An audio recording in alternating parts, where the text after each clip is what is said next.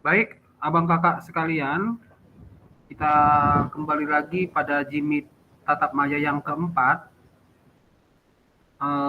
modul 1.3 yaitu pembelajaran berdiferensiasi ya. Kita akan mulai, namun sebelum kita mulai ada baiknya kita berdoa terlebih dahulu yang dibawakan oleh Kak Mindo. Silakan Kak Mindo.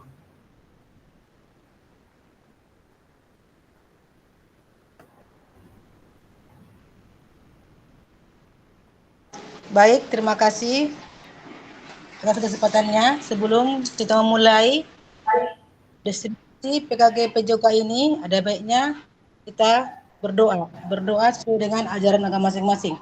Doa dimulai. Ya Allah ya Tuhan kami, sebentar lagi kami akan mengikuti destinasi PKG PJOK ini. Bimbing kami, ajari kami, hingga nanti arahan sehingga arahan-arahan yang diberikan fasilitator dapat kami laksanakan. Terima doa kami ini. Amin. Iya, terima kasih kepada Kak Mindo yang telah membawakan doa pembuka bagi kita di Jimit kali ini. Izin kakak-kakak saya share screen.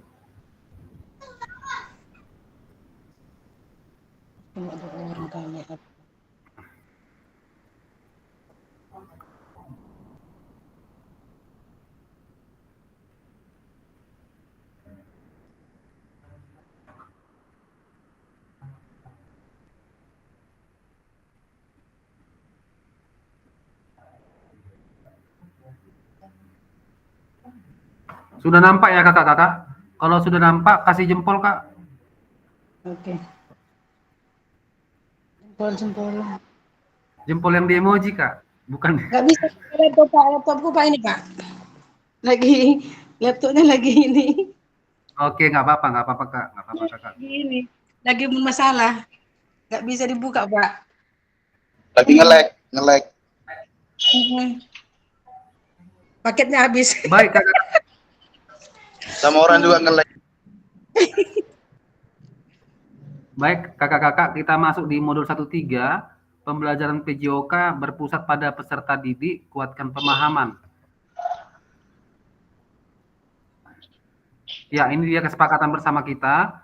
Kembali saya nggak bosan-bosannya sampaikan kesepakatan bersama kita, yaitu yang pertama menyalakan kamera, yang kedua mematikan mikrofon di saat seseorang berbicara, kemudian hadir seutuhnya, kemudian menghargai waktu bersama, lanjut memaksimalkan fitur chat.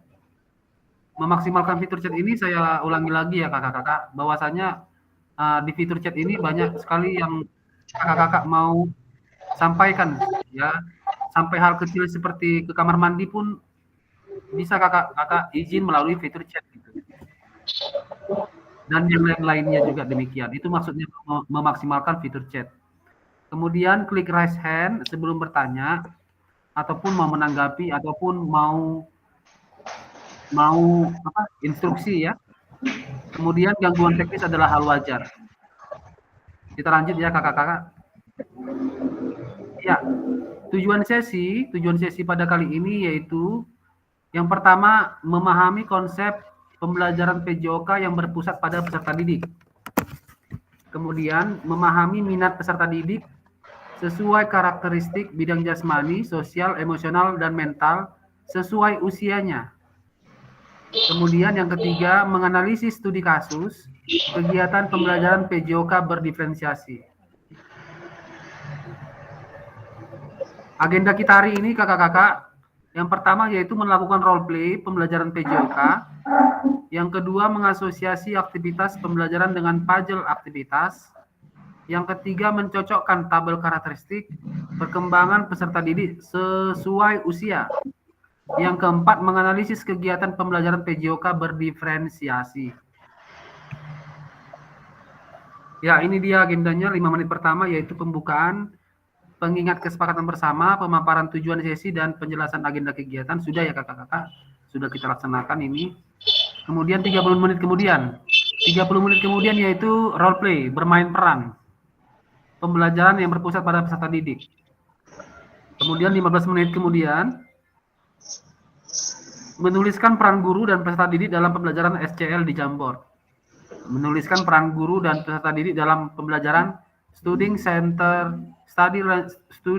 Center Learning atau SCL di Jamboard.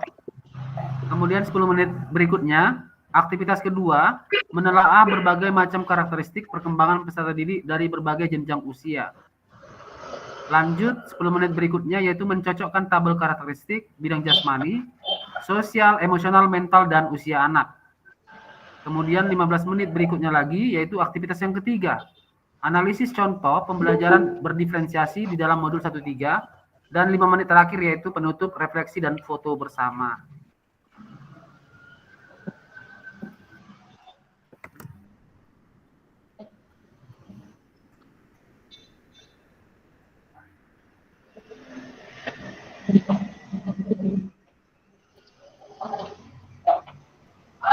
Ya, ini dia kakak-kakak. Coba Kak Lasto matikan dulu open mic-nya Kak, biar jangan bising kemarin. Ya, terima kasih Kak. Bagaimana praktik pembelajaran PJOK yang berpusat pada peserta didik itu? Ya, silakan kakak-kakak coba Kak Lasto dulu. Kak, menurut kakak Kak, bagaimana praktik pembelajaran PJOK yang berpusat pada peserta didik? Silakan Kak. Langsung saja Kak open mic Kak.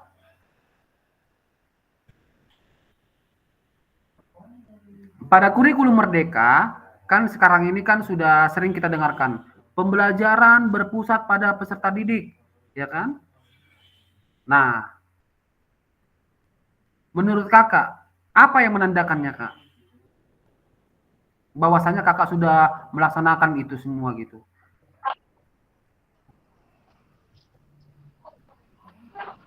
Minatnya Kak, minat. Apanya? Minatnya Kak, minat. Pengen tahunya Kak. Minat dan pengen tahunya. Ulangi Kak, kurang dengar Kak.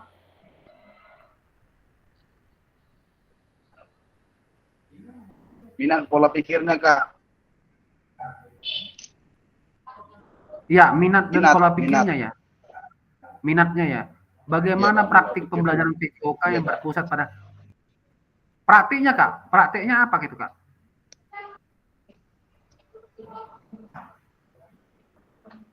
Bagaimana praktik pembelajaran PJOK yang berpusat pada peserta didik itu gitu. Contoh kakak bawa pelajaran PJOK, ya kan? Hari ini di kelas 7A misalnya atau 71 misalnya, di les 12. Bagaimana proses pembelajaran kakak di kelas? Apa yang kakak lakukan pertama sekali gitu? Contoh pada saat pembukaan kakak membuka kelas dengan cara misalnya menyapa siswa, kemudian membuat doa, ya kan? Kemudian mencek kehadiran. Kemudian yang berikutnya mengingat pelajaran sebelumnya gitu. Nah, kemudian pakai ice breaking, kemudian menampilkan video pembelajaran. Nah, bagaimana Kak proses pembelajaran PJOK yang berpusat pada peserta didik? Suaranya terputus Kak. Maaf Kak. Suaranya terputus. Suaranya terputus-putus ya? Terputus Kak. Gering Kak. Oke. Berarti tadi dari Kak Lasto jawabannya minat dan bakat ya? Cuman itu aja ya?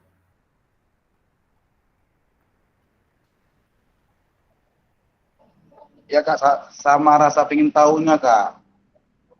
Sama rasa ingin tahunya ya. Nah, minat bagaimana Kakak menerapkan minat dan bakatnya dan rasa ingin tahunya Kak ke pembelajaran praktik PJOK? Dari mana Kakak? Apa tandanya Kak? Apa menandakannya gitu? Apa syarat apanya? Yang menandakan itu apa Kak menurut Kakak Kak?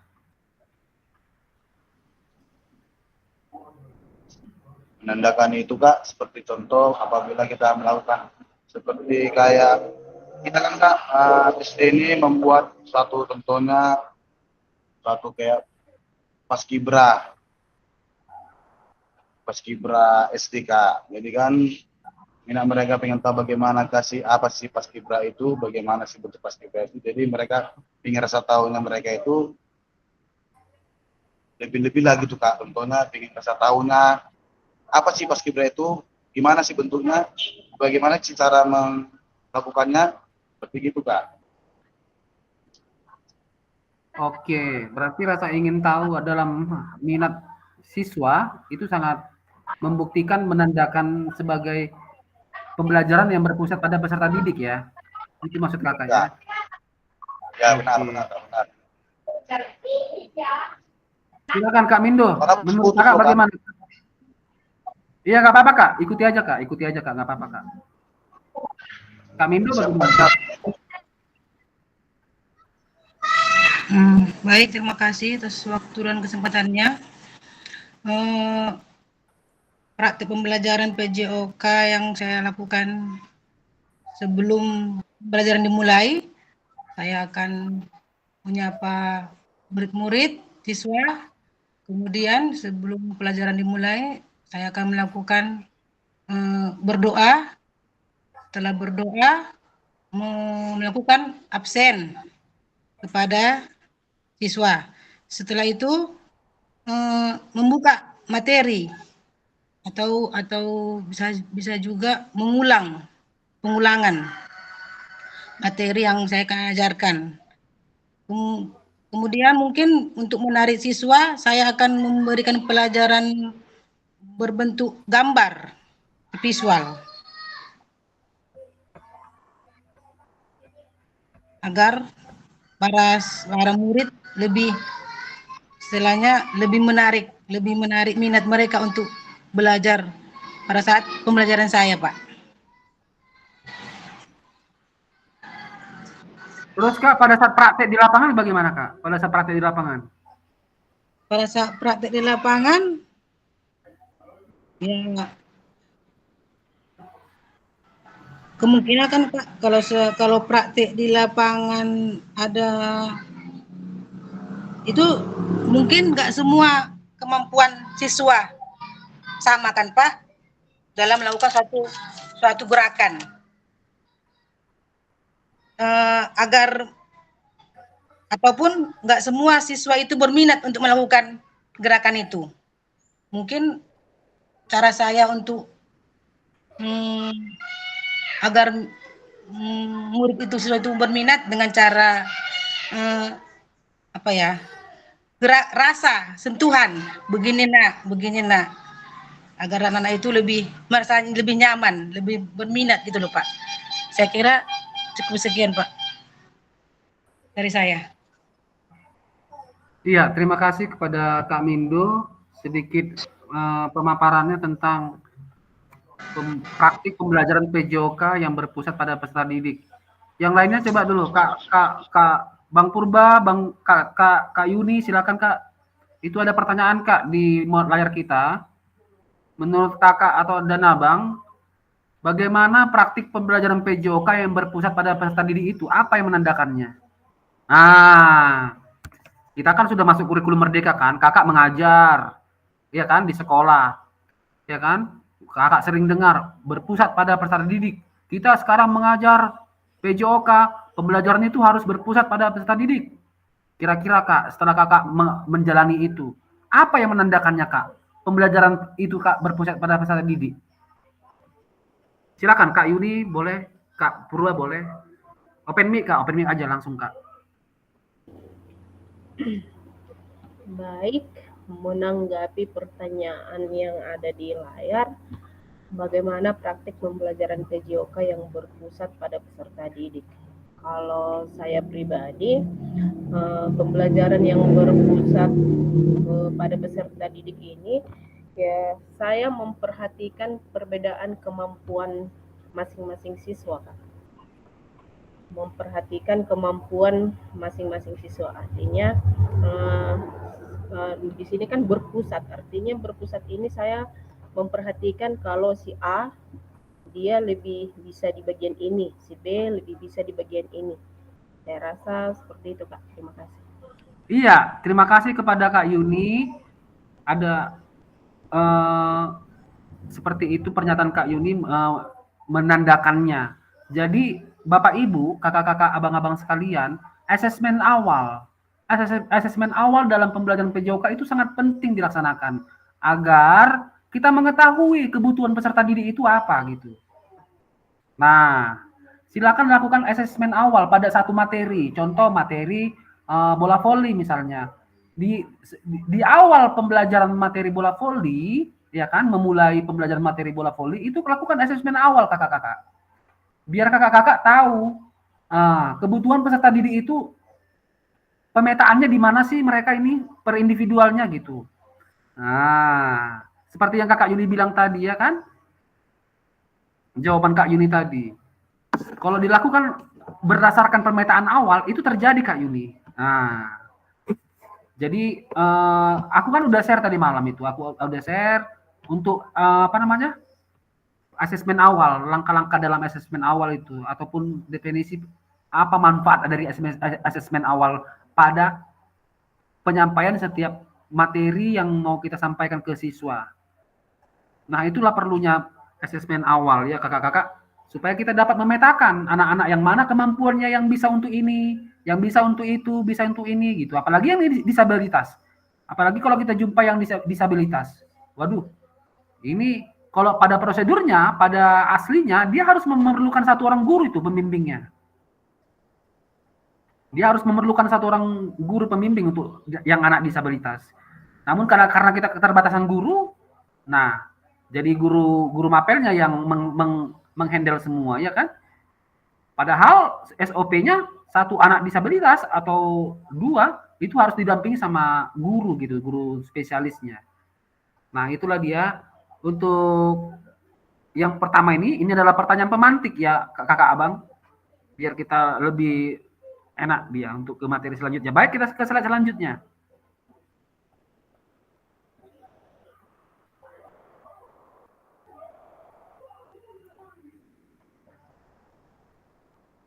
Nah ini abang kakak silakan kembali berelaborasi kita pada jimit ini, silakan. Sebelum menjawab pertanyaan, mari bayangkan sejenak beberapa hal yang mungkin terjadi di kelas-kelas kita. Yang pertama, apakah saat ini kita lebih banyak menggunakan suara peluit sebagai perintah gerak daripada suara guru saat jam pelajaran, saat pembelajaran? Nah, ini lebih ke praktek lapangan ya. Silakan tanggapi kakak-kakak yang pertama dulu. Kalau Kak Lasto bagaimana ini? Kakak di lapangan dalam pembelajaran PJOK di lapangan lebih banyakkah pakai suara peluit atau suara dari kakak? Silakan Kak. Lebih banyak dari perintah atau komando Kak. Kenapa Kak? Kenapa seperti itu? Kenapa nggak pakai peluit aja gitu? Menurut kakak bagaimana? Silakan tanggapi Kak.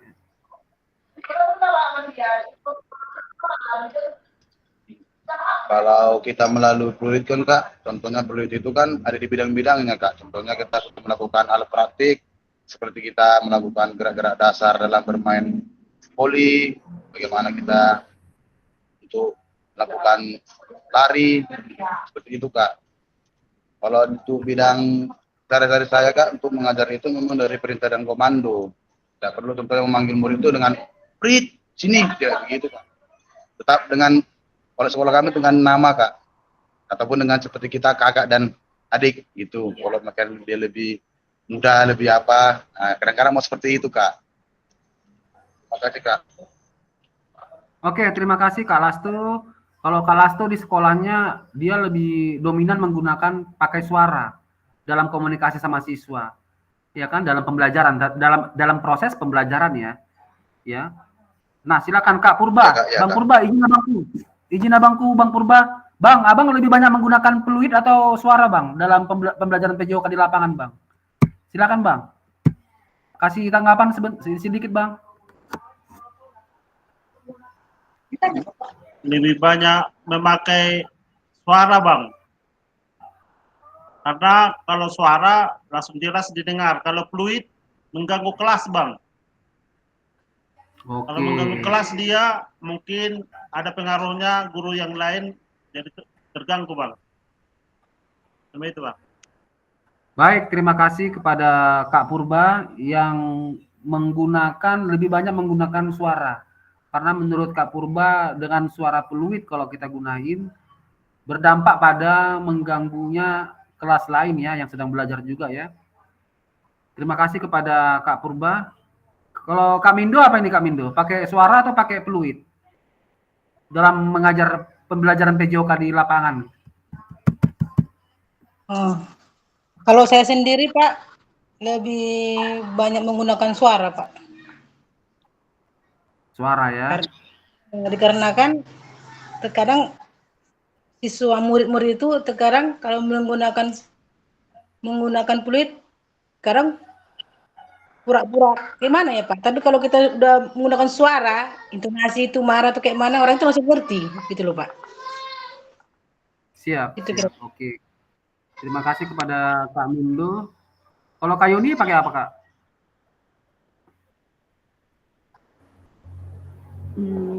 Kalau saya tergantung situasi Kak. Nah, yang pertama kalau seperti yang dibilang Kak Purba tadi, takut mengganggu suasana kelas yang lain. Jadi pada saat di pembelajaran tergantung situasi kalau saya.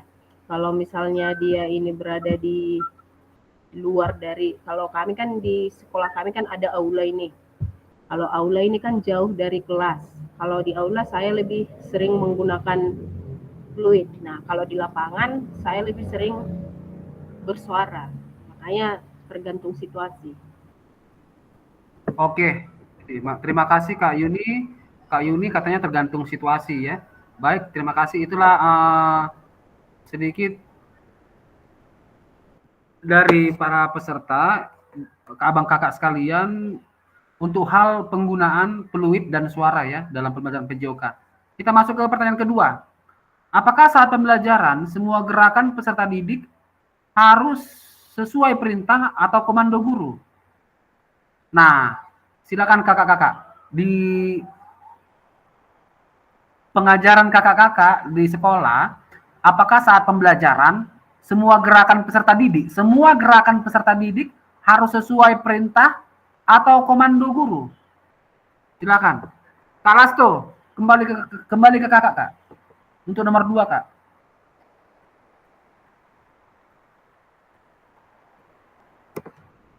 Saya ulang Kak, kurang jelas. Di layar, Kak. Ada di layar itu, Kak. Bentar Kak ya, maaf Kak.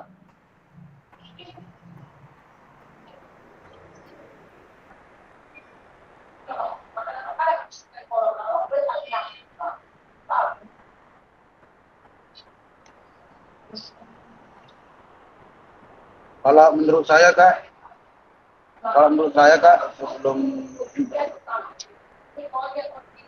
sebelum saya melakukan praktik di lapangan, gerakan-gerakan atau pemanasan untuk anak didik kita Kak, mereka sendiri melakukan gerakan apa saja yang untuk melakukan mereka pemanasan sebelumnya Kak. Tidak seharusnya dari gerakan saya Kak, tapi dari sebelumnya itu memang kita kan sudah melatih mereka gerakan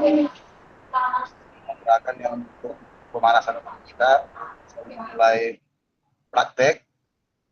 Jadi di mana anak-anak itu sudah terlatih, terbiasa, mereka seperti pemanasan pemanasan kan. Maka Kak. Oke, terima kasih kepada Kak Lasto. Silakan Kak Purba, silakan Kak Purba. Menurut kakak, Kak, saat kakak melakukan pembelajaran, semua gerakan peserta didik itu harus sesuai perintah kakak atau komando guru? Iya. Kalau pemanasan dia Bang, dia mandiri dia, tanpa dikomandai guru. Jadi kemandirian ini orang itu cepat memahami. Jadi kalau materi ada dikomandoi sebahagian Bang. Jadi kalau kemandirian itu sebatas kemampuan siswa itu yang diketahuiannya. Yang bisa diketahui dia, ya bisa itu mandiri, yang kalau nggak dipahami dia, saya komandoi. Terima kasih.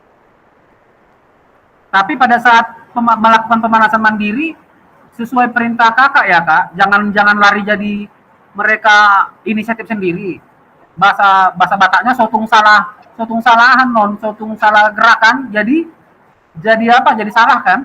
Tetap sesuai perintah kakak dan mereka melanjutkan dengan gerakan pemanasan mandiri tadi gitu. Iya, iya. Iya. Jangan jadi mereka ngasal ya kak, karena pemanasan juga perlu dengan terstruktur gitu. Oke kak, terima kasih kak Purba. Ya. Baik, kita lanjut ya kakak-kakak.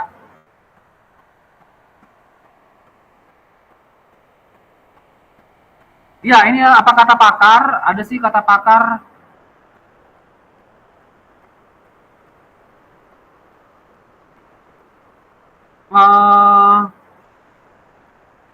Saya nggak, kita lewatkan aja ya kakak-kakak.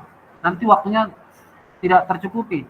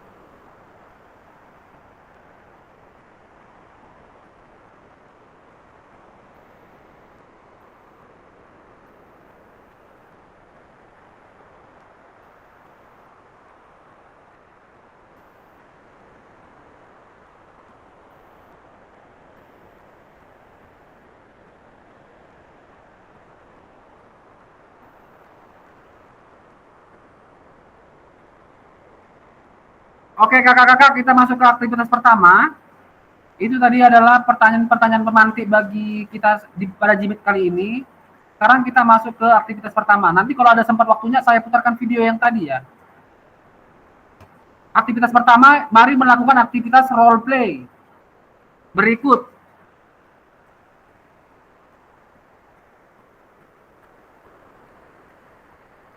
Ya, ini adalah role play aktivitas pembelajaran.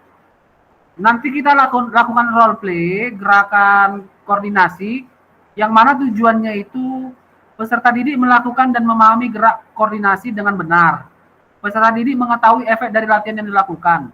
Peserta didik dapat menganalisis efek latihan yang diberikan melalui perubahan denyut nadi. Asesmennya, melakukan self dan peer assessment efek latihan yang telah dilakukan. Melakukan analisis efek latihan yang diberikan melalui perubahan denyut nadi. Aktivitas pembelajarannya yaitu latihan gerak koordinasi.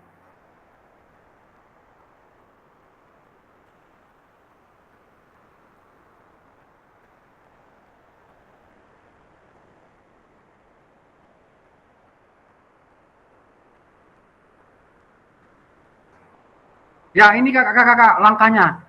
Langkah-langkahnya nanti ini, fasilitator membagi secara berpasangan berdasarkan nomor 1 dengan 2, 3, dan 4, seterusnya. Nanti kakak-kakak saya bagi pasangannya, satu kelompok itu 2 orang, ya. Fasilitator menampilkan pilihan gerakan, oke nanti saya tampilkan. Tiap peserta memilih nomor gerakan yang paling disukai. Sebelum memperhatikan gerakan, hitung denyut nadi terlebih dahulu dalam waktu 10 detik. Denyut nadi per menit adalah jumlah denyut nadi selama 10 detik, perlu dikalikan 6. Nanti dihitung dulu ya kakak-kakak, denyut nadi awalnya. 10 detik. Kemudian dikalikan 6. Kemudian nomor 5, cara pilihan gerakan denyut nadi awal di spreadsheet. Ya, ini nanti saya kasih tabelnya ada ya. Nanti buat dulu di catatan kakak-kakak ya, di kertas-kertas selembar, catatan buku kakak yang ada di samping kakak atau di depan kakak. Kemudian nomor 6, lakukan gerakan yang dipilih secara bergantian dengan pasangan.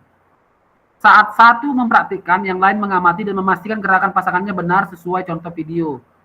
Peserta yang mempraktikkan kemudian menghitung denyut nadi akhir dan menuliskannya di spreadsheet. Kemudian peserta melakukan secara bergantian yang dilakukan peserta sebelumnya. Ya, ini adalah tabel self and per assessment, pembelajaran latihan gerak koordinasi. Namanya siapa, kemudian gerakan nomor berapa yang dipilih, kemudian denyut nadi awalnya berapa, denyut nadi akhirnya berapa, umpan baliknya. Ini silakan nanti dibuatkan kakak-kakak tabelnya. Ya, ini dia gerakan koordinasinya ini kakak-kakak. Nanti kakak-kakak pilih mau yang nomor 1 ada gerakan kombinasi membungkuk dan menekuk. Nomor 2 jumping jack. Nomor 3 lari di tempat. Nomor 4 gerakan silang tangan menyentuh kaki, jari kaki. Nomor 5 loncat di tempat.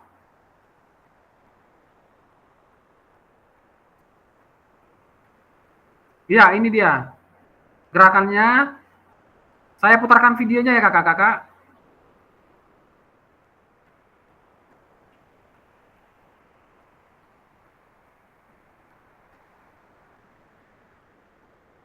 Kakak-kakak nanti memilih loh, nanti Kak Mindo berpasangan sama Kak Yuni, Kak Lasto berpasangan sama Kak Purba. Nah, pilihlah satu gerakan yang mana kalian suka, ya kan? Sudah. Setelah itu, masuklah kita kemari. Biar paham ya kakak-kakak, biar paham, aku pelan-pelan. Biar paham, masuklah kemari.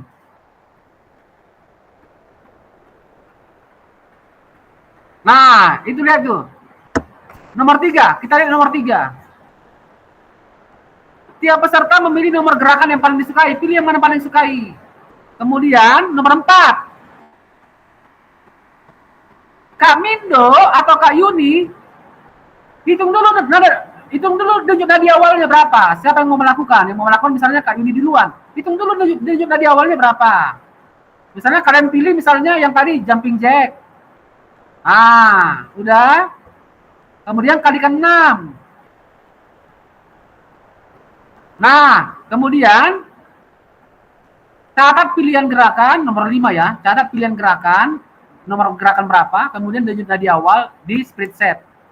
Nggak usah dulu kita ke spreadsheet, dicatat dulu di buku catatan di situ ya. Nanti kita pindahkan ya. Nah, nomor 6. Lakukanlah gerakan yang dipilih tadi secara bergantian dengan pasangan. Ya, Kak Mindo melakukan dulu misalnya. Selama berapa menit ya? Selama 1 menit ya? 1 menit ya? Iya, 60 detik. Kemudian, Kak Mindo sebelum melakukan, hitung dulu Kak, denyut nadi awal kakak berapa Kak? Nah, kasih tahu sama Kak Yuni. Kak Yuni, denyut nadi awalku sebelum melakukan ini sekitar sekian misalnya. Oke. Lakukanlah Kak. Setelah kakak lakukan selama 1 menit jumping jack atau yang gerakan lain, ya kan? Nah, baru ukur lagi Kak, denyut nadi kakak yang terakhir berapa setelah melakukan. Kasih tahu sama Kak Yuni. Ya, Bang Purba gitu ya Bang Pur. Bang Purba sama Kak Lasto, ya, Kak Lasto. Oke? Kak Henry, kita tunggu temannya ya Kak ya, karena ini kebetulan praktek berpasangan, kita tunggu temannya dulu ya Kak. Sabar dulu ya Kak. Masih banyak teman yang belum masuk ini. Paham ya kakak-kakak? Paham ya? Paham. Nah, ini dia tabelnya Kak. Ini tabelnya Kak. Makanya aku bilang tadi kan tabelnya di foto atau di screenshot dulu kan ini. Nanti namanya di sini, gerakan nomor berapa yang Kakak pilih, kemudian hitung denyut nadi awalnya, kemudian hitung denyut nadi akhirnya setelah melakukan. Kemudian umpan balik mengenai gerakan yang dilakukan oleh pasangannya. Kak. Apa yang dirasakan pasangannya setelah melakukan gerakan tadi? Contoh, aku ngos-ngoson lah setelah melakukan gerakan itu, nggak cocok rupanya jumping jack sama aku. Nah, terlalu membuat aku jadi lelah gitu katanya. Nah, itu dia umpan baliknya misalnya. Oke, paham ya kakak-kakak?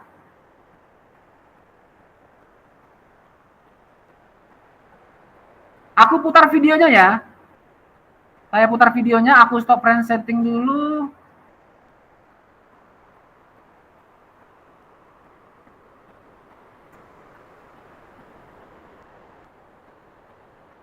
Ini cara melakukannya kakak-kakak. Ini video cara melakukan yang dari 6 kegiatan tadi. Nanti yang akan kakak pilih. Satu aja kakak pilih Kak.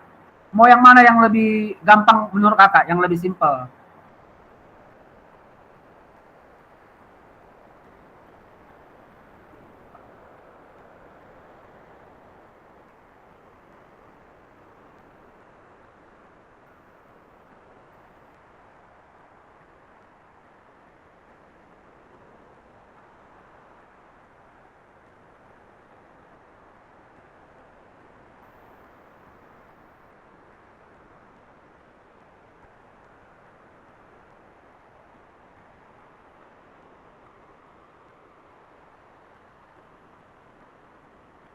Nampak ya, yang nomor 1 itu gerakannya.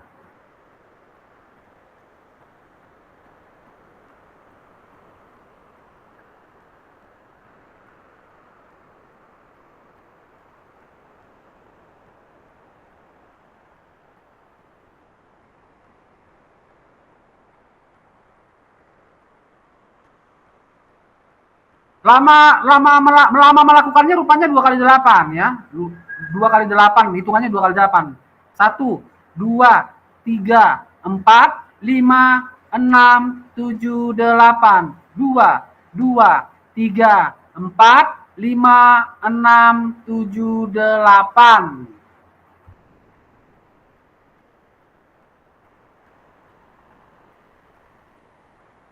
Oke, kalau Kak Yudi sama Kak Mindo milih apa? Langsung aja di sini Kak, open mic Kak. Pilih nomor berapa? Coba dulu Kak Yudi sama Kak Mindo, kemudian Kak Purba sama Kak Lasto. Pilih nomor berapa?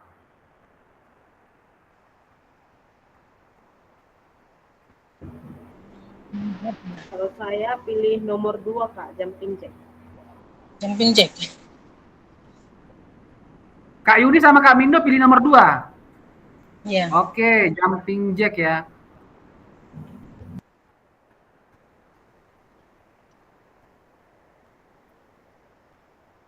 Kak Purba sama Kak Lasto pilih nomor berapa?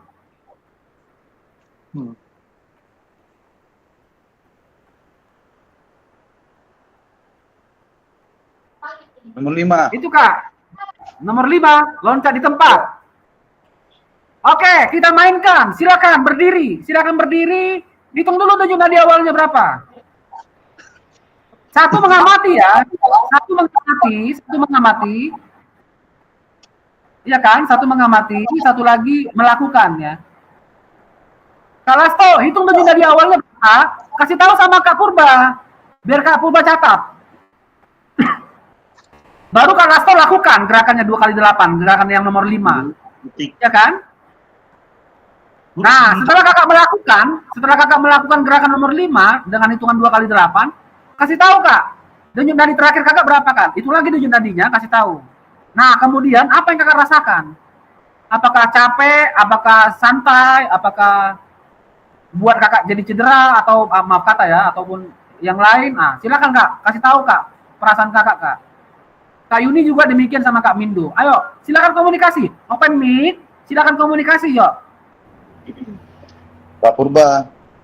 Ya. Ya Kak. Udah mulai dulu Kak, aku ya Kak ya. Oke. Kak Mindo. Kakak melakukan ya. Kak Mindo, denyut nadi aku 13. Oke. 13. Awal dulu. 13 dikalian apa ya? Ya.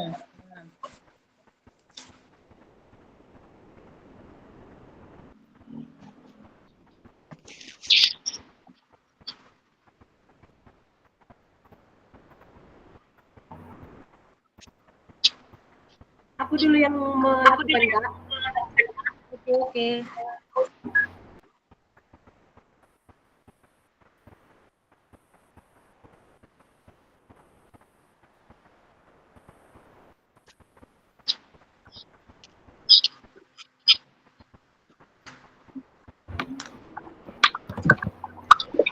Satu kali semua.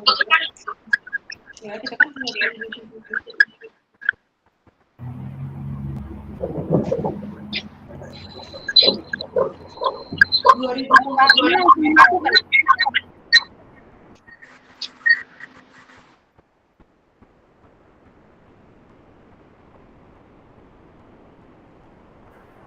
Ayo Kak, dilakukan Kak. Ayo.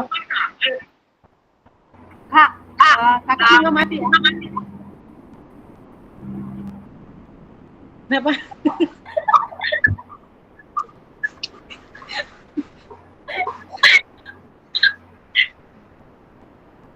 Kak fasilitator, ini langsung dilakukan di tempat. Ya, praktek jumping.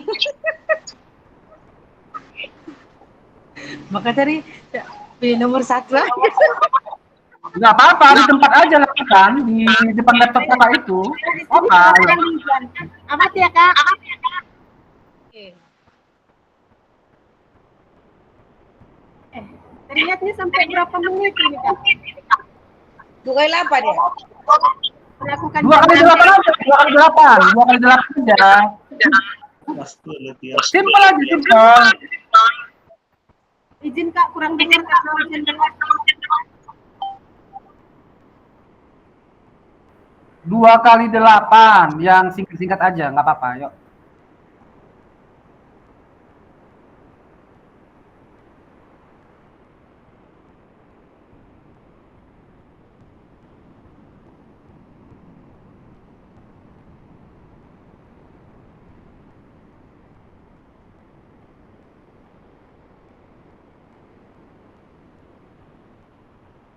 Pindo, lihat ya Kak.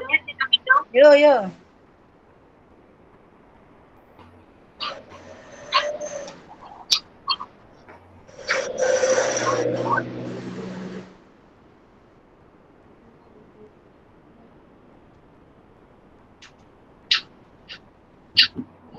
Ya. Kayak mana Bang Lasto? Berapa detik Bang? Kita mulai ya. Tadi kamar mandi. Bentar. Kita mulai kayak. Oke Kak, oke.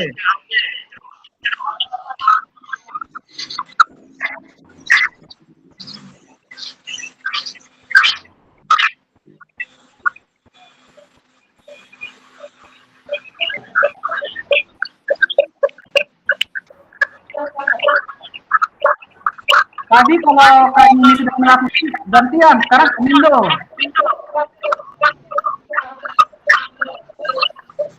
Aku lagi. Kak Yuni mengamati. Kasih tahu Kak Mindo berapa dia tadi awalnya. Ini 14 detik. Detik awal 14.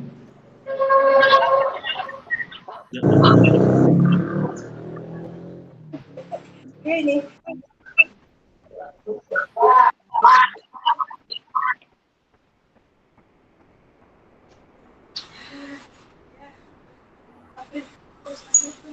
Kak Lasto berapa?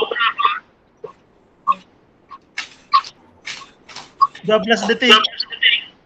12 menitan. Kak Lasto open mic dulu Kak.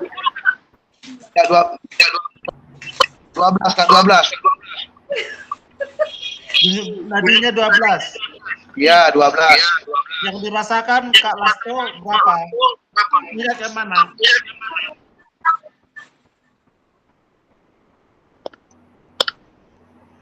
Yang dirasakan Kak Lasto ke mana? Capek. Capeknya Capek Kak. sesak atau letih? Yang jelas Kak. Sesak atau letih? Resah Kak. Kalau letih kan udah nggak dapat kecelakaan. Bagaimana perasaannya Kak Mindo? Perasaannya. Belum ada apa-apa. Perasaannya cuma ini. Jadi gantian kita. Bisa. Ya Kak Purba. Gantian Kak Lasto. Ya. Oke. Ya.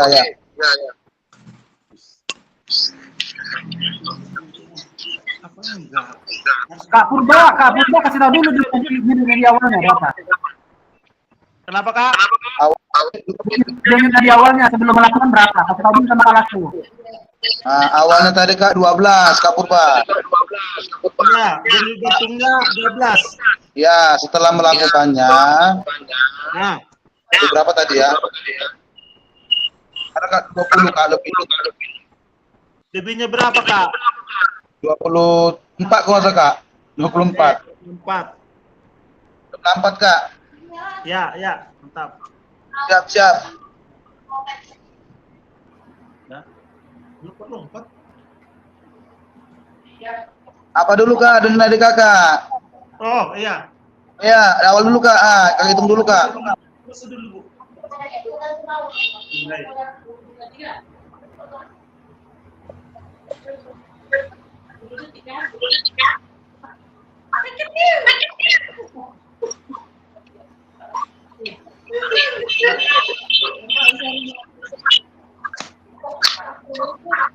Tiga belas Kak. Siap. Denyut istirahat dia 13. 13 kan Kak, siap.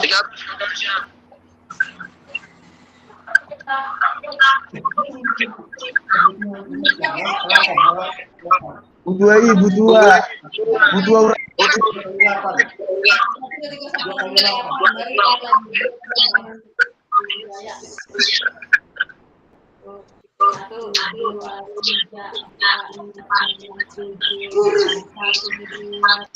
Dua kali 8 aja Kak.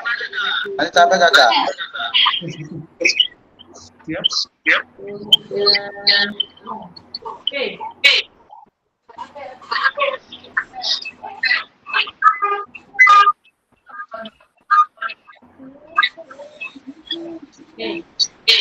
Dah. 21 Kak. Siap. Rasakan capek. Rasakannya. Ya. Keluhannya Kak. Ya, keluhannya Kak. Keluhan Kakak seperti apa Kak? Pandangannya agak-agak buyar gitu Kak. Agak-agak apa dia Kak? Ada lompat-lompat itu.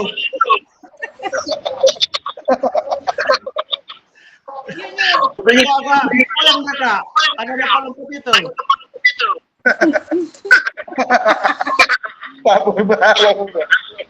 Digemukan Kak, digemukan. Terus mau pakai mana Pak? Rabun dekat bagaimana? Nanti pengaruh gula tuh Pak. Ada. Goyang sikit, agak-agak buyar gitu. Oyong gitu lah Pak ya. Bahasa apanya? Oyong gitu ya, oyong sedikit lah ya. Itu nggak pingsan Pak ya. Oke. Pak Purba.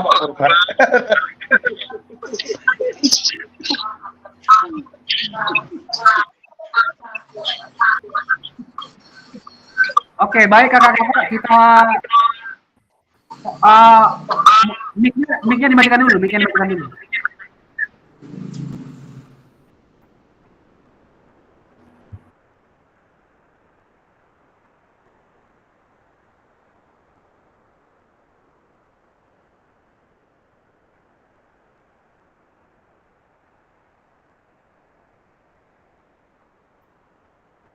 Silakan pemaparan dari Kak Yuni dulu lah sama Kak Mendo. Silakan Kak Yuni, bagaimana menurut kakak tadi setelah melakukan gerak koordinasi tadi, apa yang dirasakan, kemudian di awalnya berapa, dijelaskan dulu Kak satu-satu Kak. Silakan Kak. Open mic Kak, open mic.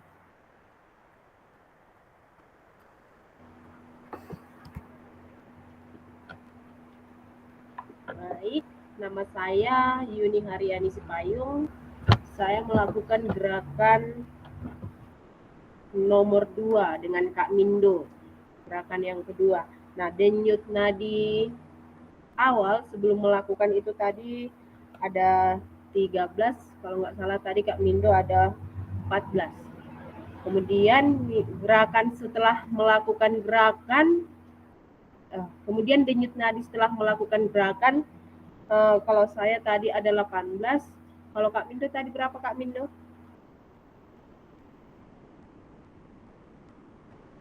18 juga.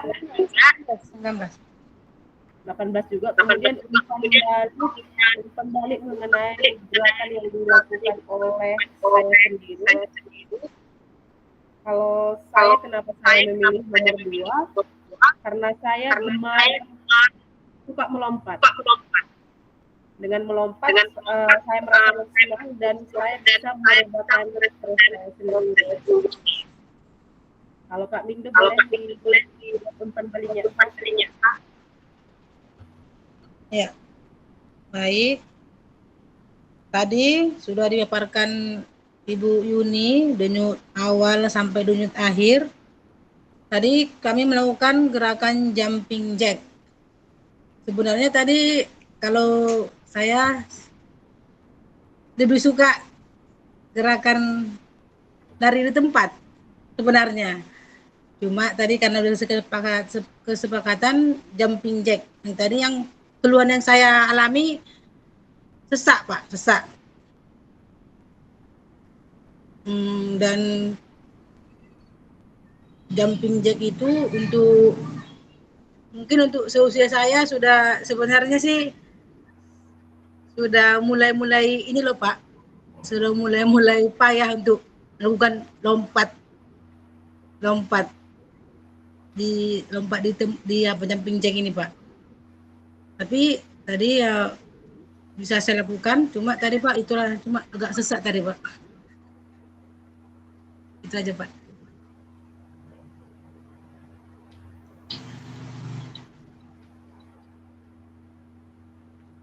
Begitulah hasil dari pemaparan kami, Kak. Iya, terima kasih kepada, silakan Kak Mindo matikan dulu mic-nya. Terima kasih kepada Kakak Mindo sama Kak Yuni yang telah melakukan gerakan role play. Ya, tadi memilih nomor 2 untuk denyut nadi awal, denyut nadi akhir, dan umpan baliknya sudah dipaparkan. Terima kasih kepada berdua. Selanjutnya silakan Kak Lasto sama Kak Purba. Open mic ya. Ya, terima kasih Kak. Tadi sudah dari yang kami pilih dari nomor 5 yaitu lompat di tempat Kak ya. Dari gerakan gerakan denyut nadi yang pertama sebelum gerakan Kak, saya sendiri ada 12 dari awal dan akhir 24. Yang saya rasakan Kak di situ memang memang nggak capek Kak, nggak terlalu capek. Lompat tempat 2 kali 8 nya resah sedikit, jantung agak berdenyut, nggak seperti kencang seperti denyutnya kejut seperti gitu Kak. Dan tadi teman saya juga tercoba dari gerakan awalnya ada 13 dan sudah setelah melakukan gerakan lompat di tempat ada 21 keluhan seperti kakak tadi itu Kakak Purba oyong gitu Kak. Terima kasih Kak. Silakan Kak Purba.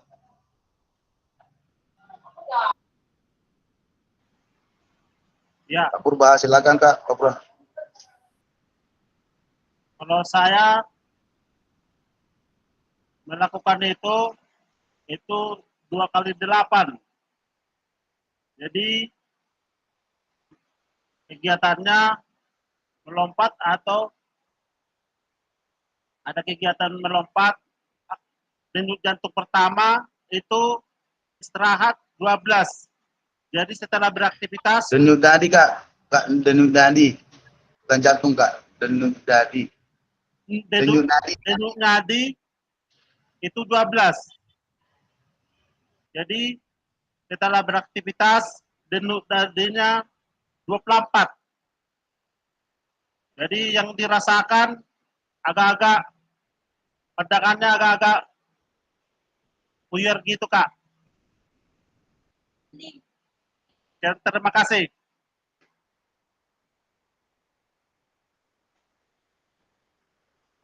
Baik, terima kasih kepada Kak Lasto dan Kak Purba, serta Kak Mindo dan Kak Yuni. Buat Kak Henry sama Kak Hamdi dan Aidil tadi karena masuknya terlambat, diikuti saja dulu Kak ya. Kakak-kakak hanya mengikuti aja dulu untuk yang aktivitas pertama, yaitu gerak role play. Nanti selanjutnya kita lakukan bersama lagi. Nah, kakak-kakak, perlu kakak-kakak ketahui bersama bahwasanya mau ngapain sih kakak-kakak tadi melakukan ini? Nah,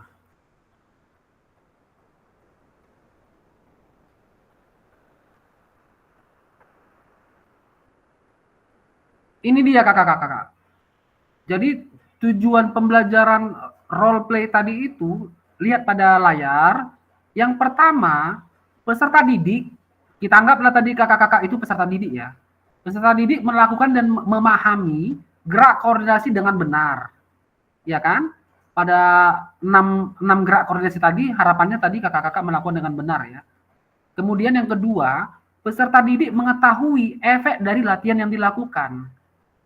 Ya, itu dia. Apa efeknya? Yang tadi kakak rasakan lah apa efeknya. Untuk seumuran kita kan mungkin sangat lelah ya. Ya, masih hitungan 2 kali 8 melelahkan dia. Nah, untuk ke peserta didik yang umur belasan atau umur SD bagaimana? Pasti mereka lebih semangat itu, yakinlah kakak-kakak. Dalam melakukannya pasti semangat. Kemudian yang ketiga, peserta didik dapat menganalisis efek latihan yang diberikan melalui perubahan denyut nadi. Ya. Kemudian asesmennya, penilaiannya itu melakukan self atau peer assessment efek latihan yang telah dilakukan. Kemudian melakukan analisis efek latihan yang diberikan melalui perubahan denyut nadi. Aktivitas pembelajarannya yaitu latihan gerak koordinasi. Nah, inilah kakak-kakak, kalau kakak-kakak menerapkan ini di sekolah, ini dia tujuannya kakak-kakak. Jelaskan sama siswa, ya kan? Jadi kakak-kakak dalam memberikan gerak koordinasi sama siswa, seperti yang 6 tadi, gerak koordinasi yang 6 tadi itu, ini dia tujuannya. Bisa nanti kakak-kakak eksperimenkan atau lakukan di sekolah, silakan screenshot atau foto untuk aktivitas pembelajaran role play ini. Sudah ya kakak-kakak, paham ya kakak-kakak? Kalau paham kasih jempol kakak-kakak. Maksud dan tujuan role play ini gitu.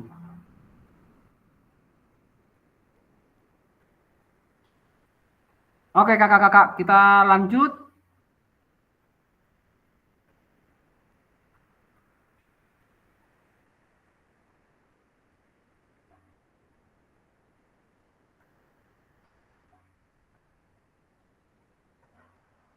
Ini dia. Terima kasih sudah melakukan role play. Mari kita analisis bersama proses pembelajarannya. Mari kita analisis bersama proses pembelajarannya. Ya. Menurut Bapak Ibu, apakah aktivitas yang dilakukan cukup menggambarkan pembelajaran PJOK yang berpusat pada peserta didik? Kenapa? Nah, silakan kita open mic aja lah. Kita open mic aja, nanti link Jamboardnya kita buat di tempat yang lain lah, pertanyaan yang lain. Untuk yang link Jamboard kali ini, karena saya rasa ini sebentar, kita open mic aja. Menurut kakak-kakak lah sekalian. Apakah aktivitas yang dilakukan cukup menggambarkan pembelajaran PJOK yang berpusat pada peserta didik? Kenapa? Menurut kakak-kakak kenapa? Silakan kakak-kakak. Open mic. Contoh ya. Pembelajaran PJOK tadi dalam gerak koordinasi tadi menurut saya sudah menggambarkan pembelajaran PJOK yang berpusat pada peserta didik, dikarenakan anak-anak memilih sesuai dengan kebutuhan dirinya gitu, kebutuhan peserta didiknya gitu. Ya kan? Itu salah satu contohnya. PJOK yang berpusat pada peserta didik. Dia kan memilih tadi, kalian kan memilih tadi. Mana yang kalian suka? Ya kan? Berarti kan sudah terlaksana dia. PJOK yang berpusat pada peserta didik. Nah, kemudian kenapa? Oke, silakan. Kasih tanggapan open mic. Silakan. Iya, Kak Yuni raise hand. Silakan, Kak. Melalui kegiatan yang sudah kita lakukan tadi, menurut saya itu sudah menggambarkan pembelajaran PJOK yang berpusat kepada peserta didik. Alasannya seperti yang saya sebut pertama kali tadi, penjelasan mengenai apa itu pembelajaran peserta didik. Ya, tadi sudah saya jelaskan bahwa pembelajaran peserta didik ini kita menyesuaikan tingkat kemampuannya anak-anak ini. Jadi seperti tadi, kita sudah melakukannya dengan memilih gerakan apa yang kita lakukan. Jadi di sini sebagai guru, dengan cara kita memberikan pilihan kepada anak-anak, kita sudah berpusat kepada apa kemampuan dan kemauan dari peserta didik tersebut. Sekian Kak, terima kasih. Iya, terima kasih kepada Kak Yuni. Mengutamakan kebutuhan peserta didik, iya kan? Iya, kesenangan mereka apa sih? Yang penting tetap pada alurnya. Alurnya itu berangkat dari kita gitu. Ya kan? Kita sajikan alurnya, mereka yang memilih gitu. Nah, jadi terstruktur semua, tersistem semua. Nah, itu dia harapannya kan. Silakan Kak Purba atau Kak Lasto, Kak Mindo, Kak Henry lah dulu, Kak Henry, Kak. Setelah Kakak amati tadi mereka, Kak, menurut Kakak apakah sudah menggambarkan pembelajaran PJOK yang berpusat pada peserta didik, Kak, yang udah mereka lakukan tadi, Kak? Silakan Kak Henry, izin Kak. Nah, siap Kak. Nah, sedikit yang saya lihat tadi dari kakak-kakak yang sudah melakukan gerakan memilih gerakan itu sudah menggambarkan pembelajaran PJOK yang berpusat pada peserta didik. Nah, kakak-kakak tadi sudah memilih langsung, namun di regu Kak Yuni dengan Kak Mindo tadi, saya dengar ya kan itu, maaf ya kakak-kakak ya, ada sedikit salah memilih seperti itu untuk gerakan mereka yang mereka lakukan. Nah, jadi setelah dilakukan mereka kakak pilih latihan yang mau dilakukan, nah, Kak Yuni dan Kak Mindo tahu sampai di mana kemampuan mereka dalam melakukan gerakan jumping jack tersebut. Nah, berarti kedepannya Kak Yuni dan Kak Mindo nanti ketika misalnya ada lagi kegiatan mau dilakukan, pasti dikenali dulu gerakan apa yang mau dilakukan seperti itu. Jadi sudah melekat pada peserta didik karena anak didik itu langsung memilih gerakan apa yang mereka lakukan sesuai dengan kemampuan mereka. Terima kasih Kak.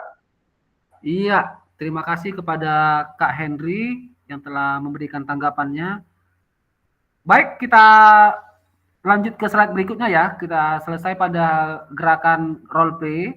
Harapannya tadi itu kakak-kakak bisa mampu melakukan gerakan role play dan melaksanakan tahapannya pada peserta didik di sekolah ya.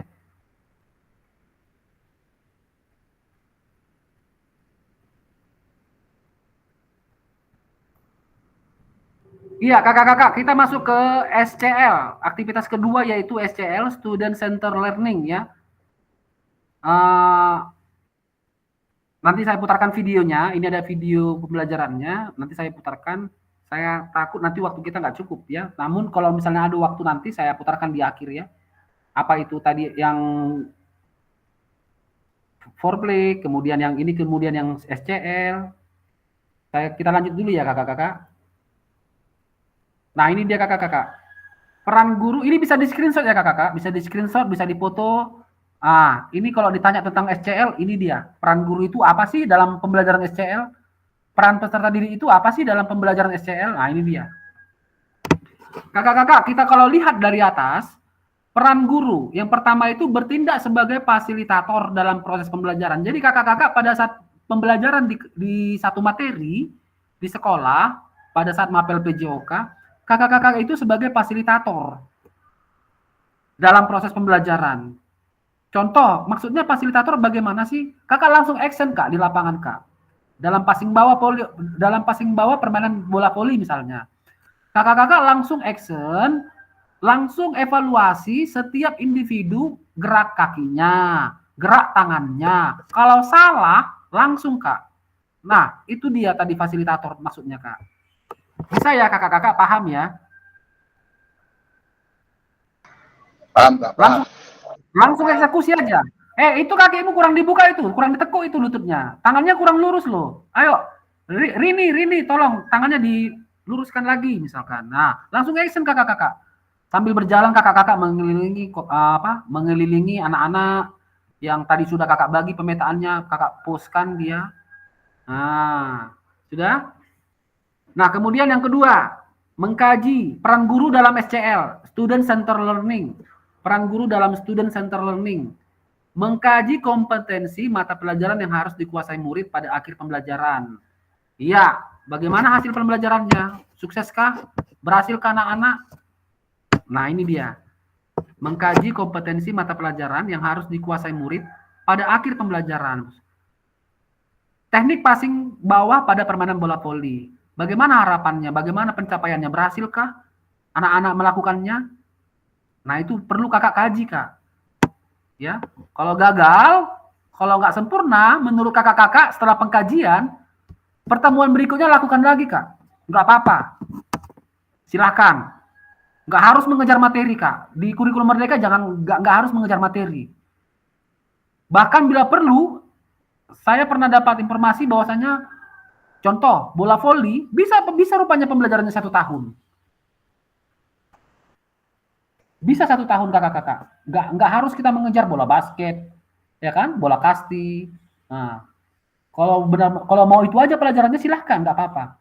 Kurikulum Merdeka, kakak-kakak. Nggak harus kita mengejar materi. Waduh, nanti kalau sampai 10 pertemuan ini bola volinya, gimana dengan basket? Gimana dengan kasti? Kakak-kakak sama aja membohongi diri, ya kan? Padahal yang bola voli tadi nggak tuntas. Nggak berhasil kakak-kakaknya, peserta didiknya. Sudah masuk ke bola basket. Nah, itu dia kakak-kakak. Jadi kita memang benar-benar merdeka di sini dalam hal mengajar. Itu satu poin untuk pengertian kurikulum Merdeka tadi. Ya kan? Bisa ya, paham ya kakak-kakak? Jangan takut kakak-kakak, jangan takut untuk mengejar materi. Misalnya, kakak mengajar passing bawah nih, passing bawah, ya kan? Ya kan? Gerak perbagian misalnya. Kakak passing bawah dalam bola voli untuk kelas sekian misalnya. Rupanya materinya nggak selesai. Ya lanjut lagi minggu depan sampai selesai dan berhasil dia. Nggak selesai juga ini, udah 4 kali pertemuan. Lanjutkan lagi, Kak. Terus, Kak, nggak apa-apa.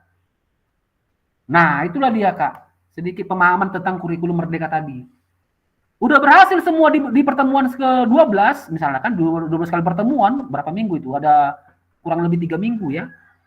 Kurang lebih 3 bulan. Ya kan? Baru kakak lanjut ke materi berikutnya. Ke bola basket misalnya. Masuk ke teknik dasar dribbling, passing, shooting, layup. Nah, lakukan lagi, Kak. Pembelajaran tadi, gerak dasar tadi harus benar-benar terampil anaknya, atau bisa gitu kan. Minimal bisa lah, nggak terampil, bisa. Nah,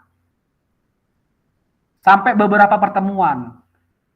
Makanya efektif lah dalam mengajar. Kalau kakak-kakak bermain-main dalam mengajar, atau bapak ibu guru mengajarnya bermain-main, ya nggak efektif. Bisa sampai 2 tahun nggak selesai-selesai, ya kan. Jangan seperti itu juga. Usahakan di setiap materi, kakak-kakak belajarnya dalam mengajarnya efektif lah, biar nggak terlalu lama juga, ya kan, bosan juga anak-anak nanti. Oke, yang ketiga, membantu murid mengakses informasi, menata dan memprosesnya untuk dimanfaatkan dalam memecahkan permasalahan hidup sehari-hari. Ya, ini dia. Silakan dibantulah anak didiknya ya. Kasih arahan bagaimana mengakses informasi, menata dan memprosesnya untuk dimanfaatkan dalam memecahkan permasalahan kehidupan sehari-hari ya. Tutorial-tutorial di YouTube, di medsos banyak itu ya. Kemudian yang berikutnya, mengidentifikasi dan menentukan pola penilaian hasil belajar murid yang relevan dengan kompetensi yang akan diukur. Silakan melakukan penilaian ya kakak-kakak, penilaian otentiknya ya. Jangan lupa itu juga menjadi tolak ukur ya untuk keberhasilan pencapaian pembelajaran kita tadi. Jangan nggak dilakukan penilaian, nah ya nanti bisa berantakan pembelajaran kita. Penilaian juga harus dilakukan ya. Oke, peran peserta didik dalam SCL. Peran peserta didik dalam student center learning. Apa sih peran mereka? Yang pertama, aktif dalam proses pembelajaran dengan memberikan gagasan, saran dan kritik. Seperti kakak-kakak, bapak ibu sekarang ini aktif gitu. Nah, saya anggaplah guru, kakak-kakak maaf, saya anggap misalnya siswa. Kakak-kakak saya lihat sekarang ini aktif misalnya. Nah, itu dia harapannya, anak-anak aktif. Berpartisipasi dalam merumuskan, mengembangkan dan memproses materi pembelajaran. Iya, kalau sudah berangkat dari aktif siswanya berarti sudah kelanjutannya itu berpartisipasi pasti ya, dalam hal diskusi, dalam hal praktek, dalam hal bertanya, menjawab, dan lain sebagainya. Kemudian yang ketiga, mengkaji kompetensi dan strategi pembelajaran yang ditawarkan oleh guru. Ya, nanti anak-anak akan mengkaji sendiri mereka itu. Untuk kompetensi dan strategi pembelajaran yang kita tawarkan. Berikutnya, membuat rencana pembelajaran untuk mata pembelajaran yang diikutinya. Ya, Ini dia membuat rencana pembelajaran untuk mata pembelajaran yang diikutinya. Anak-anak di sini disuruh untuk membuat rencana pembelajaran untuk mata pembelajaran yang diikutinya. Jadi keaktifan mereka juga harus tertuang pada satu program, ya, program membuat rencana pembelajaran untuk mata pelajaran yang diikutinya tadi. Misalnya materinya tadi bola voli. Nah, anak-anak di sini disuruh untuk tahapan-tahapannya gitu. Misalnya pemanasan, ya kan? Kedua inti, kemudian penutupan, itu bagaimana pelaksanaannya, itu rencananya gitu. Jadi anak-anak juga bisa punya rencana pembelajaran untuk mata pelajaran yang diikutinya. Ya. Oke, kita lanjut. Untuk belajar secara efektif dalam kelompok maupun individual dengan cara mendengar, membaca, menulis, diskusi, pemecahan masalah, serta terlibat dalam kegiatan berpikir tingkat tinggi seperti analisis, sintesis, dan evaluasi. Ya, anak-anak disuruh berliterasi ya Bapak Ibu ya. Berliterasi dalam berbagai sumber ya. Dalam berbagai sumber, serta pemecahan masalahnya terlibat dalam kegiatan berpikir tingkat tinggi seperti analisis, sintesis, dan evaluasi. Baik, Bapak Ibu, inilah tujuan atau peran guru dan peserta didik dalam pembelajaran SCL. Kakak-kakak bisa screenshot atau foto ya. Silakan.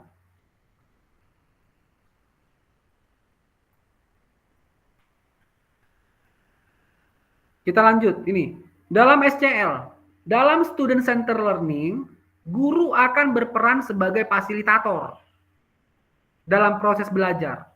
Peserta didik akan dilatih untuk memiliki tanggung jawab atas kegiatan belajarnya dengan panduan guru sebagai fasilitator agar materi, kegiatan, dan pengukuran pembelajaran masih dalam koridor capaian pembelajaran yang diharapkan.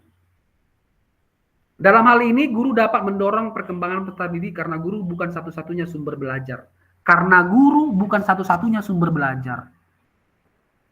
Baik Bapak Ibu, kalau kita simak di sini, peran guru itu sekarang ini pada kurikulum Merdeka yaitu ya sebagai fasilitator dalam proses belajar mengajar gitu, ya.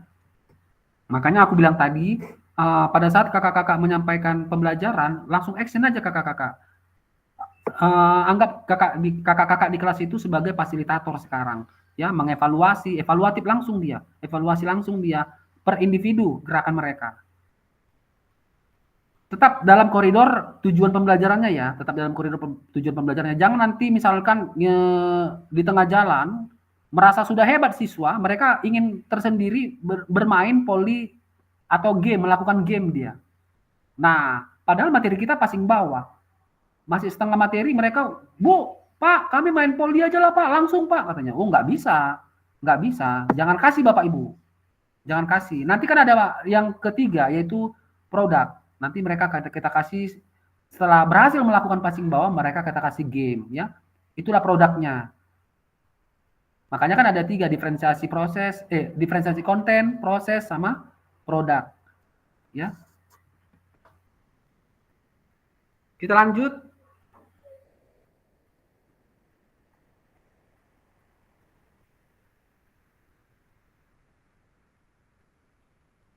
Ini kakak-kakak, silakan. Open mic. Jenis-jenis pembelajaran student center learning apa yang pernah Bapak Ibu praktekkan dalam pembelajaran?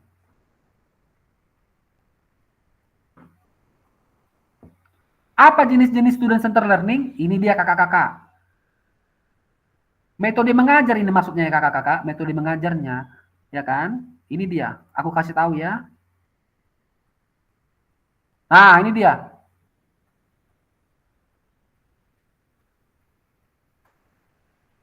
Tadi yang kedua role play udah kita lakukan kan?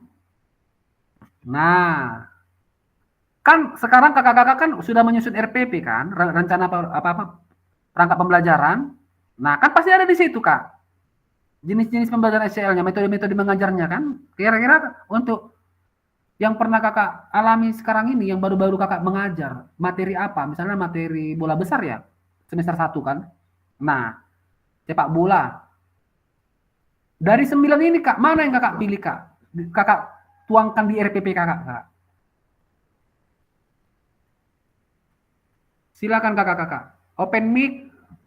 Saya memilih Project Based Learning atau PJBL karena saya mengharapkan seperti ini, anak-anak seperti ini, anak-anak seperti ini gitu. Silakan kak.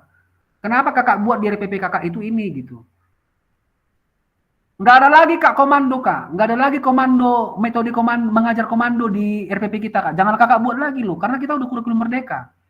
Yang ada itu ini kak, yang 9 itu kak.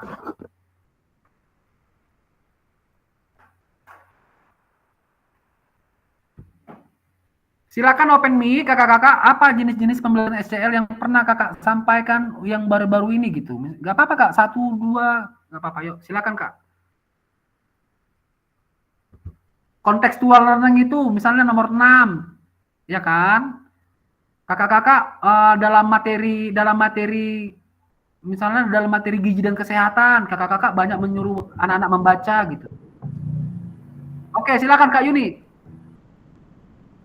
Baik, jenis-jenis pembelajaran SCL yang baru-baru ini yang saya laksanakan dan baru aja tadi saya laksanakan yaitu model pembelajaran yang kedua, role play and simulasi, di mana di sini materi kami adalah kebugaran jasmani Kak. Mengenai materi kebugaran jasmani. Nah, di sini saya minta kepada anak-anak mereka melakukan kegiatan jenis-jenis olahraga di bagian kebugaran jasmani ini berdasarkan kemampuan mereka. Jadi tidak saya patok harus ini, harus gerakan yang ini. Jadi saya suruh mereka memilih jenis kegiatan olahraga kebugaran jasmani berdasarkan komponen yang ada di dalam kebugaran jasmani. Itu Kak, terima kasih. Dengan metode pembelajaran SCL-nya yaitu role play dan simulation ya? Iya Kak. Oke, kemudian materi yang lain Kak apa Kak? Contoh bola voli, kan ada perangkat pelajar kakak kan ada bola volinya kan? Nah, itu di bola voli apa kakak buat Kak? PJBL kah? PBL kah? Problem based learning, project based learning? Apa gaya mengajar atau metode yang mengajar kakak buat di bola voli Kak? Di sepak bola?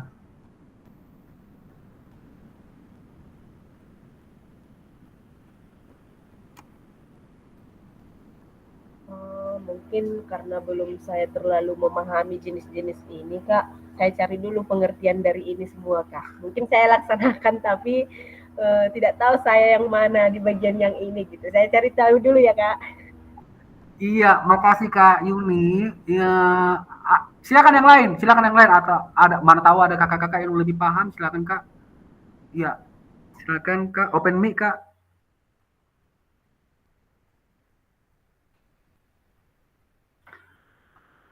Tujuan utama PKG PJOK salah satunya ini Kak. Kita jangan buta loh sama metode gaya mengajar kita nanti kita sampaikan ke siswa. Kalau ditanya guru-guru lain nanti, mampus kita kalau kita nggak bisa menjawab. Kan kemarin kan waktu RHK PMM ditanya kepala sekolah kan pastinya, Bapak mau saya observasi. Untuk materi apa Pak? Kakak jawablah, sepak bola. Ya kan? Gerak dasar dalam sepak bola. Nah, gerak dasar dalam sepak bola mau ngapain Pak? Saya mau anak-anak melakukan passing dengan kaki bagian dalam. Terus Pak, gaya mengajar apa? Jenis-jenis pembelajaran SCL apa yang mau Bapak sampaikan? Ya, saya menggunakan Project Based Learning PJBL. Dengan gaya itu saya mengajar untuk passing bawah passing bola dengan kaki bagian dalam. Kan ditanya Kak pada saat RHK PMM kemarin observasi. Ya kan? Pasti ditanya kepala sekolahnya itu. Silakan kakak-kakak tanggapan.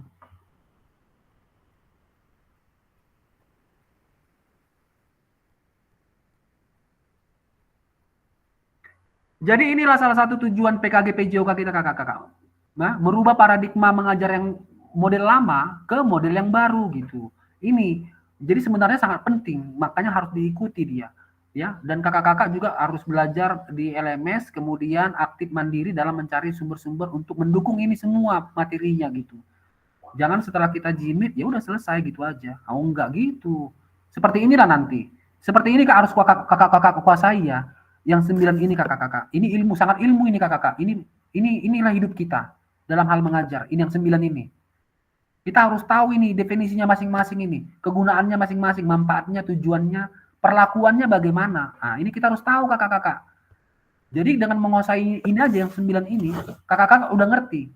Oh, dalam hal bola basket untuk dribbling, misalnya, dalam hal bola basket untuk gerak dasar melakukan dribbling, kan nggak cocok dipakai contextual learning, ya kan?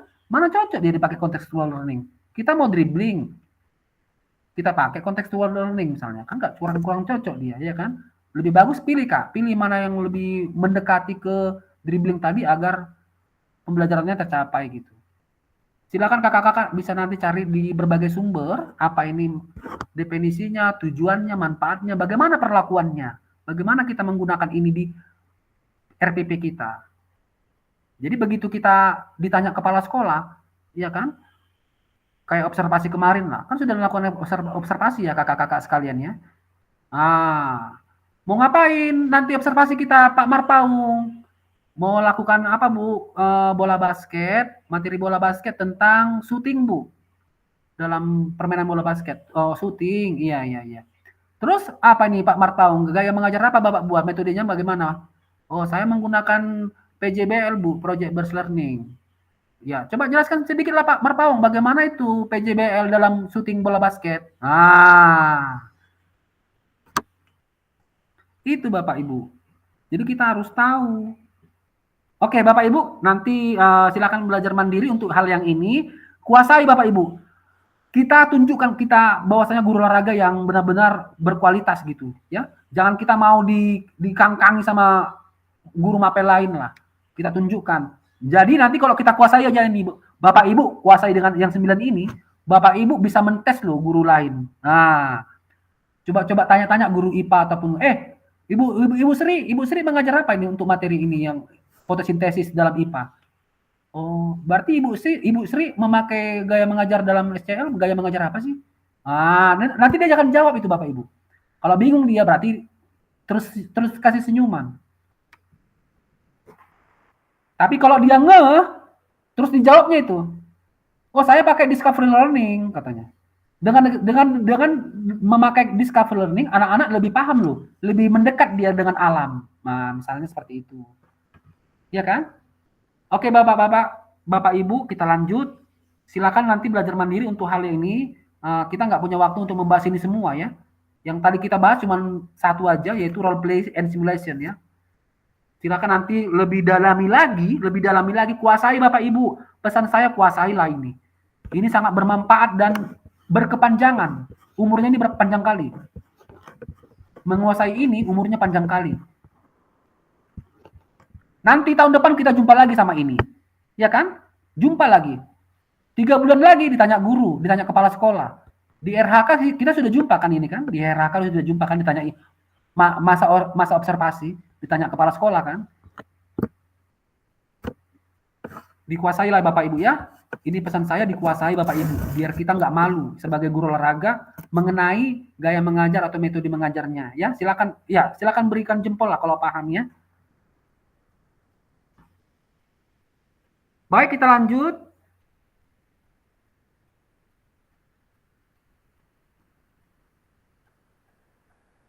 Ya, kita masuk ke aktivitas kedua, yaitu karakteristik perkembangan peserta didik. Memahami karakteristik dan minat anak.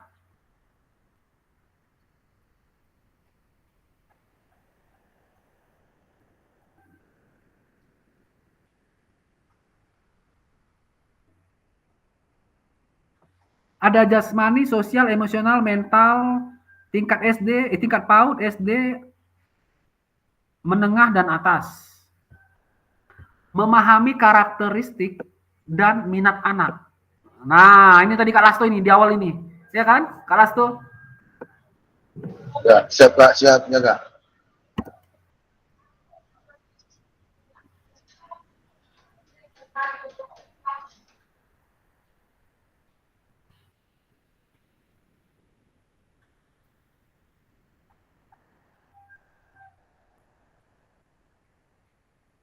Ya, cocokkan karakteristik berikut, manakah bidang dan usia yang sesuai. Silakan kakak-kakak. Kalau dia karakteristiknya berjalan, berlari, merangkak, memanjat, melompat, itu ke usia mana dia?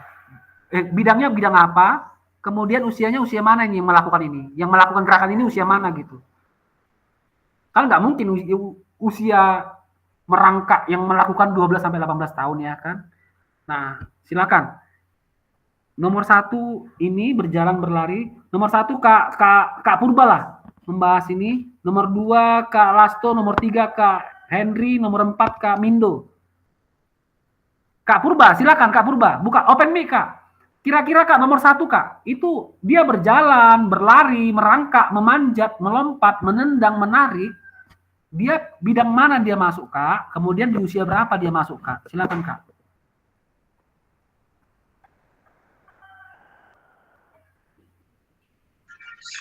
Ya, itu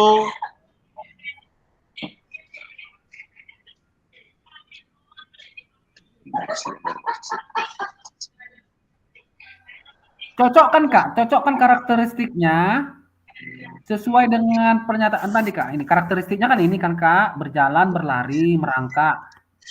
Dia cocoknya kemana Kak? Ke bidang sosial kah? Ke bidang emosional kah? Ke bidang mental kah? Kemudian di usia berapa itu Kak? Yang nomor 1 itu Kak, karakteristiknya. Di usia ya, 0 sampai 2 tahun kah? nomor 1 itu ke bidang jasmani. Usianya antara 0 sampai 2 tahun. Oke. Cukup ya Kak? Jelas ya? Oke ya? Oke, silakan. Benar ya? Oke, benar. Saya rasa juga benar ya. Karakteristiknya mengaruh ke bidang jasmani, kemudian usianya 0 sampai 2 tahun. Oke, silakan. Berikutnya Kak Lasto. Nomor 2 Kak. Kalau saya Kak, anak-anak berarti. Kalau nomor 2 Kak, bidangnya di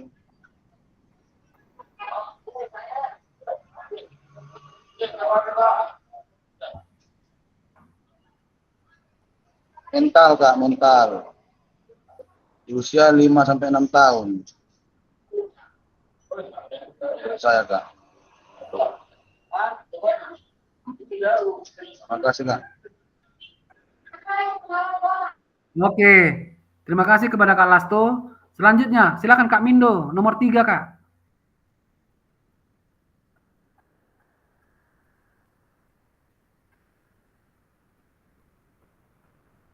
Karakteristiknya mereka mulai mengalami emosi yang lebih intens seperti kemarahan, kesedihan, kecemburuan. Mereka juga mungkin mulai mengalami tekanan teman sebaya dan tantangan sosial lainnya yang dapat mempengaruhi emosi mereka. Menurut saya itu bidang emosional usia 6 sampai 12 tahun. Iya, bagus Kak. Silakan Kak Henry nomor 4 Kak, nomor terakhir Kak.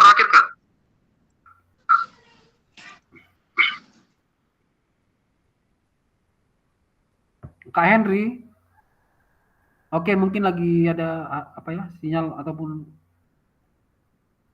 kerusakan. Silakan Kak Yuni lah Kak Yun. Untuk nomor 4 itu gimana Yun?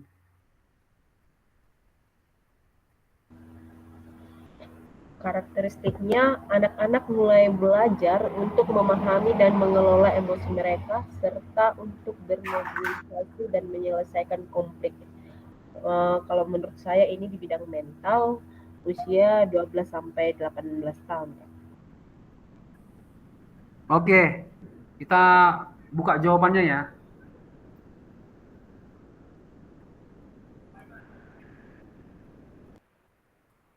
Ini dia kakak-kakak. Kak Lastu tadi salah Kak ya?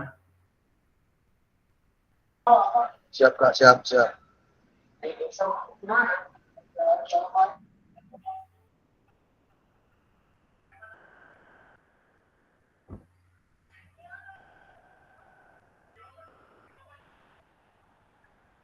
Nomor 4 mental, tapi dia di usia 6 sampai 12 tahun.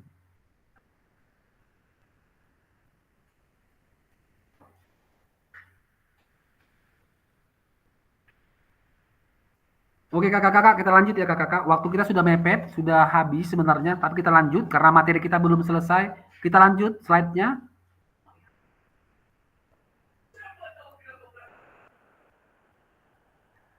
Oke, ini diskusi. Apa pentingnya guru mengetahui karakteristik peserta didik? Bagaimana cara mengakomodasi berbagai karakteristik dan minat peserta didik dalam pembelajaran?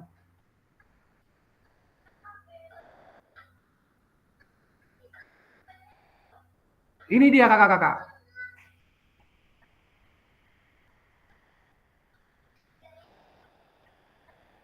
Tadi pertanyaannya kan, apa pentingnya guru mengetahui karakteristik peserta didik? Student Center Learning mengisyaratkan guru hendaknya mempertimbangkan karakteristik peserta didik dalam menyusun program pembelajaran yang berpusat pada peserta didik. Nah, apa tadi karakteristik kakak-kakak? Inilah dia contoh-contohnya tadi kakak-kakak. Tengok ini. Student Center Learning mengisyaratkan guru hendaknya mempertimbangkan karakteristik peserta didik dalam menyusun program pembelajaran yang berpusat pada peserta didik. Dalam menyusun RPP kakak-kakak, pertimbangkan dulu karakteristik kakak-kakak itu, anak peserta didik kakak itu, siswa-siswi kakak itu.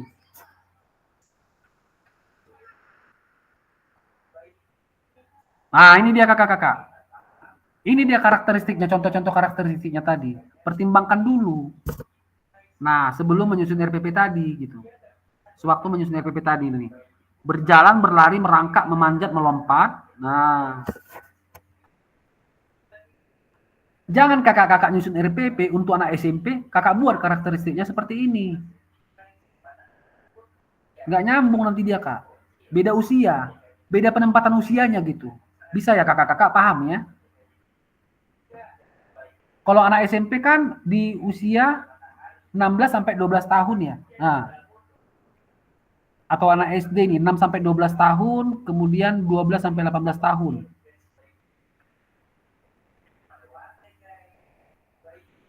Anak SD, ini banyak anak SD nih. Banyak kalian anak SD-nya ini. Anak SD di sini karakteristiknya sangat penuh. Bidangnya juga sangat penuh, usianya juga sini. Ke PAUD juga, PAUD, TK, 02 tahun, 34 tahun itu PAUD ya. Sampai 6 tahun PAUD-nya. TK PAUD, baru dia ke TK. TK-nya 5 sampai 6 tahun ya. 34 tahun, 5-6 tahun. Baru SD, 6 sampai 12 tahun, baru masuk ke tingkat SMP. Dan SMA 12 sampai 18 tahun. Paham ya kakak-kakak dalam mengenal karakteristik ya? Bisa ya?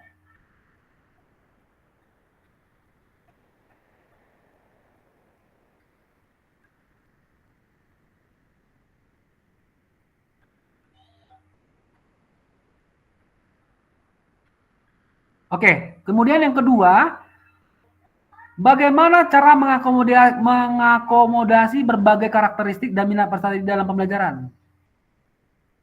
Bagaimana cara kita mengakomodasi berbagai karakteristik dan minat peserta didik dalam pembelajaran? Kak Lasto, tadi kakak bilang bicara minat kan?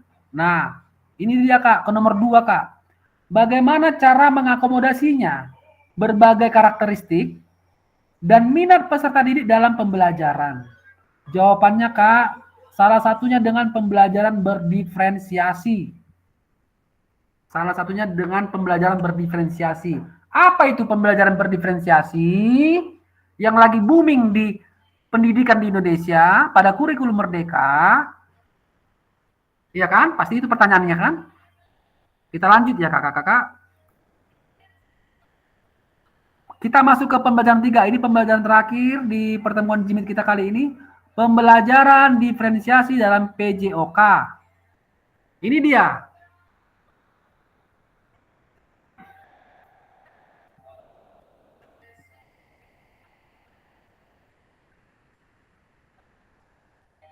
Pembelajaran berdiferensiasi adalah Usaha guru untuk menyesuaikan pembelajaran di kelas untuk memenuhi kebutuhan belajar individu murid.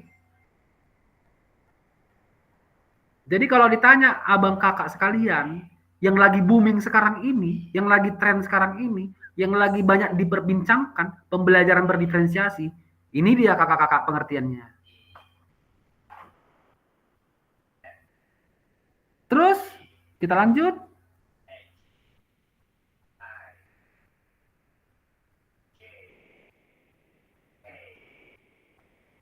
Pembelajaran diferensiasi dalam satu materi, contoh materi passing bawah dalam permainan bola voli, gerak dasar dalam permainan bola voli, yaitu passing bawah, ya kan? Nah, kita sampaikan kakak-kakak, dalam pembelajaran diferensiasi itu kita sampaikan dulu ada 3, yaitu diferensiasi konten, diferensiasi proses, sama diferensiasi produk. Ya kan? Apa itu diferensiasi konten dalam materi passing bawah bola voli? Ini kakak-kakak. Menampilkan video pembelajaran atau PowerPoint atau audiovisual lah ya. Ya di dalam ruangan ya, sebelum keluar praktik, tampilkan dulu kakak-kakak. Jadi anak-anak dalam mau melakukan satu materi, mereka kita sajikan dulu diferensiasi kontennya. Bisa ya kakak-kakak ya? Bisa ya?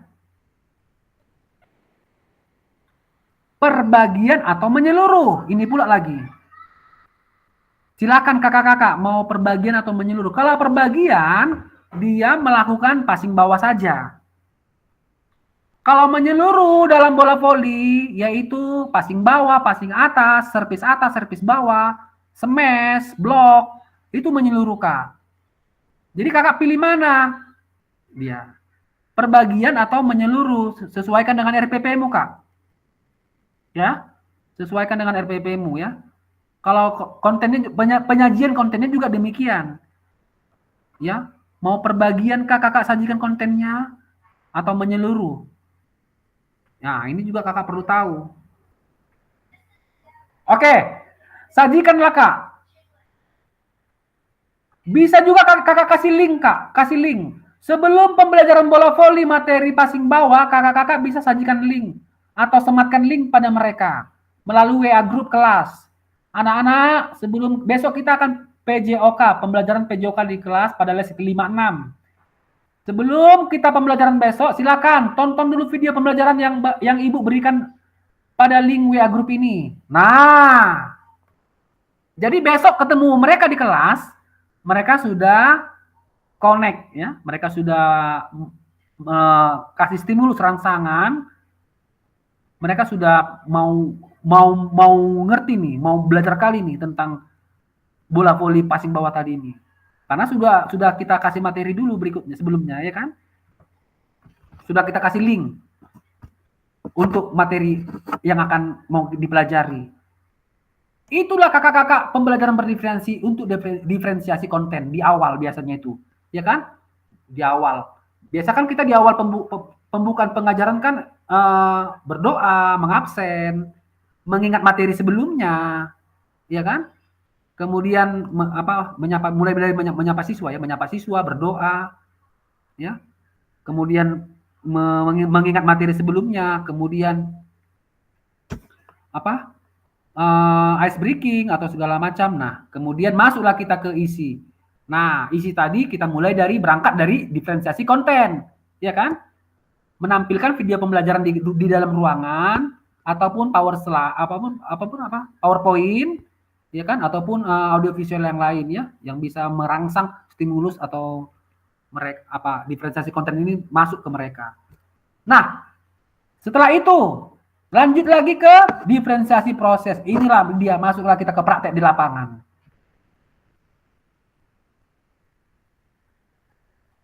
Praktek di lapangan namanya diferensiasi proses. Ya kan?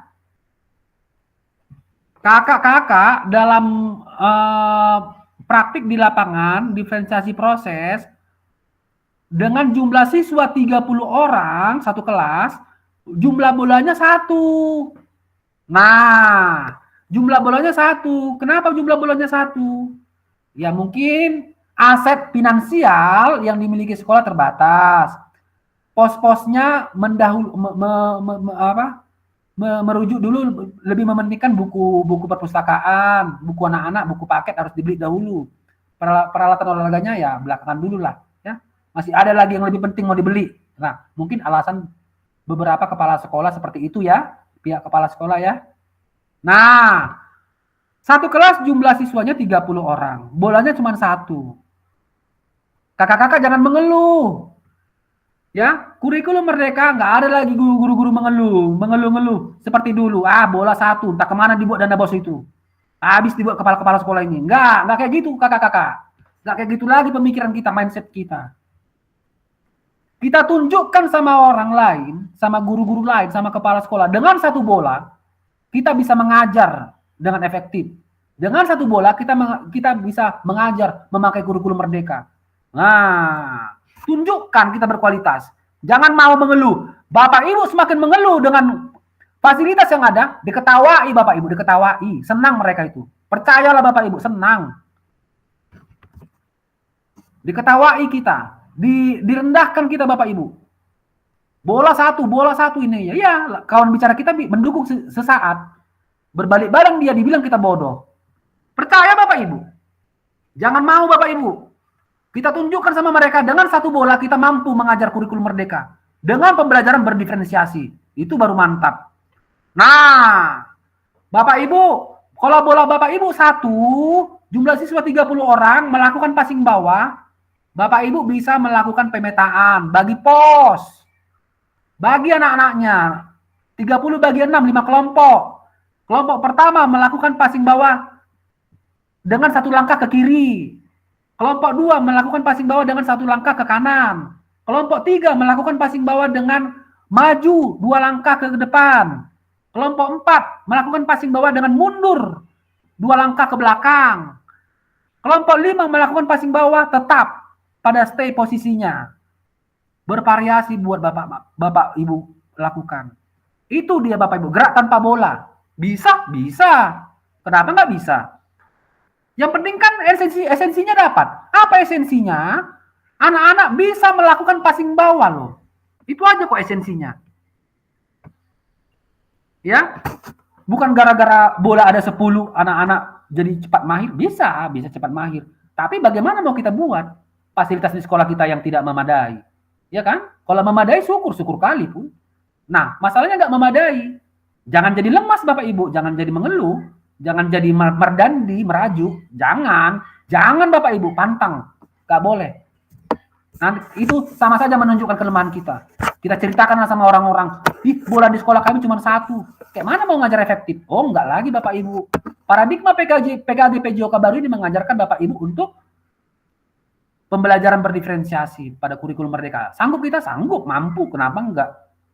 Tunjukkan gaya mengajar kita tadi tuh, metode mengajar kita tuh dengan 9 SCL tadi tuh. Dari 9 SCL pilih. Untuk materi passing bawah mana yang cocok. Ya kan? Nah. Oke, diferensiasi proses. Tadi seperti itu perlakuannya Bapak Ibu ya. Perbagian kah dia atau menyeluruh kah? Bisa. Kakak-kakak bagi kelompoknya kakak-kakak. Kakak-kakak tadi ingat, kembali lagi kita ke materi sebelumnya yaitu sebagai fasilitator. Setiap gerakan mereka kakak evaluasi langsung. Ya, kakak berjalan evaluasi langsung. Nah, kelompok pertama tadi melakukan passing bawah dengan gerak 1 langkah ke kiri atau 2 langkah ke kiri, tukar. Kasih waktu dia, baru tukar lagi mereka. Tadi kelompok 1 melakukan jadi kelompok 5. Roker terus. Sehingga masing-masing sudah melakukan dengan lengkap. Ya, dapat semua. Lengkap semua, dapat dia. Paham ya Bapak Ibu ya, paham ya. Esensi kita di sini cuma itu loh, cuma passing bawah. Jangan dulu ke yang lain perginya. Jangan dulu ke passing atas. Kita selesaikan dulu passing bawah kita ini. Oke ya? Bisa ya? Oke. Baru masuk Bapak Ibu ke diferensiasi produk. Pada diferensiasi proses Bapak Ibu jangan lupa ya melakukan penilaian autentik juga ya. Penilaian otentiknya jangan lupa, lakukan penilaian, ya. Oke, diferensiasi produknya apa? Pada passing bawah tadi, materi kita passing bawah bola voli, kasihlah main. Ya kan? Buat game dia 3 lawan 3, 5 lawan 5, ya kan? Buat game, modifikasi gamenya. Apa yang mau kita ukur? Passing bawah tadi. Gamenya nggak ada lagi smash-smash. Yang ada cuma servis mengawali aja. Kemudian semua melakukan passing bawah. Bayangkan Bapak Ibu lah gamenya passing bawah semua. Jadi Bapak Ibu berhasil Bapak Ibu mengajar. Gak ada smash, jangan kasih smash. Bapak Ibu tegas, gak ada smash di sini, gak ada. Yang ada hanya passing bawah, gak ada passing atas pada gamenya. Untuk mendapatkan diferensiasi produk tadi, produknya tadi mau kita dapatkan dia passing bawah tadi. Jangan, dan Bapak Ibu jangan biarkan mereka suka-suka hatinya main, jangan. Tetap awasi. Esensinya passing bawah tadi mereka dapat melakukannya. Itu. Pada saat melakukan game pun mereka passing bawahnya dapat. Game passing bawah terus, passing bawah terus, passing bawah terus. Menyeberangkan bola pun pakai passing bawah. Ya kan? Jangan dulu kasih passing atas, belum masuk kita materinya passing atas. Jangan dulu melakukan smash. Jangan. Itu namanya udah sepanggaron itu siswanya, udah melawan perintah guru itu ya. Nggak boleh ya. Terus kasih tindakan Bapak Ibu. Tidak boleh melakukan ini. Harus pada tolak ukurnya yaitu passing bawah. Jangan lari dari tolak ukur esensinya. Bisa ya Bapak Ibu, paham ya Bapak Ibu ya, pembelajaran berdiferensiasi ya. Paham ya Bapak Ibu, kasih jempol lah Bapak Ibu kalau paham. Ini penting loh. Nanti kalau bisa di luar jimit kita, aku undang pakar ahlinya untuk ke Bapak Ibu sekalian untuk pembelajaran berdiferensiasi yang lebih konkret lagi ya. Nanti kalau aku undang lah, kita adakan jimit. Karena Bapak Ibu, aku sayang kali sama kalian semua, udah biar nggak salah-salah dalam hal mengajar Bapak Ibu. Pembelajaran berdiferensiasi harus kita pegang ini Bapak Ibu, harus kita kuatkan ini. Ya, biar jangan salah-salah nanti. Nanti aku undanglah pakarnya ahlinya dalam hal pembelajaran berdiferensiasi. Di pertemuan nanti aku kasih tahu informasinya. Saya kasih tahu informasinya biar Bapak Ibu benar-benar pintar, benar-benar mantap, benar-benar paham dalam pembelajaran berdiferensiasi dalam PJOK, ya. Baik Bapak Ibu, karena waktu kita sudah mepet, kita lanjut ya Bapak Ibu ya. Kita lanjut ya. Nanti kita pemantapannya nanti saya undang pakar lah. Entah kapan itu dalam 3 bulan ini nanti saya undang. Kita mantapkan pembelajaran berdiferensiasi. Karena ini lagi booming, lagi perbincangan ini pembelajaran berdiferensiasi. Semua lagi getol-getolnya ini, ya.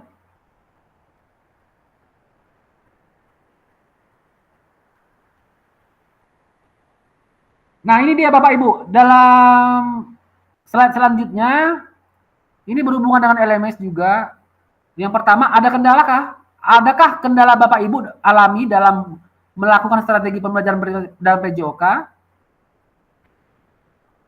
Ayo, siapa yang sudah melakukan pembelajaran diferensiasi di sekolahnya? Coba dulu. Apa kendala Bapak Ibu yang Bapak alami sewaktu coba melakukan strategi pembelajaran diferensiasi dalam PJOK? Kemudian yang kedua, gagasan baru apa yang Bapak Ibu dapatkan dari contoh-contoh penerapan strategi berdiferensiasi di dalam modul? Ini di LMS Bapak Ibu ada. Bapak Ibu sudah mengerjakan LMS, sudah mengerjakan tugas, yang mana tugas itu ya ini. Ada yang mau tanggapi ini? Ini di modul 13 ya, 13.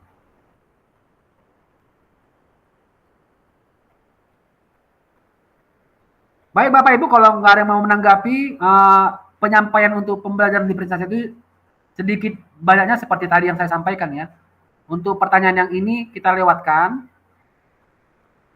Ini Bapak Ibu jumpai nanti di LMS ya.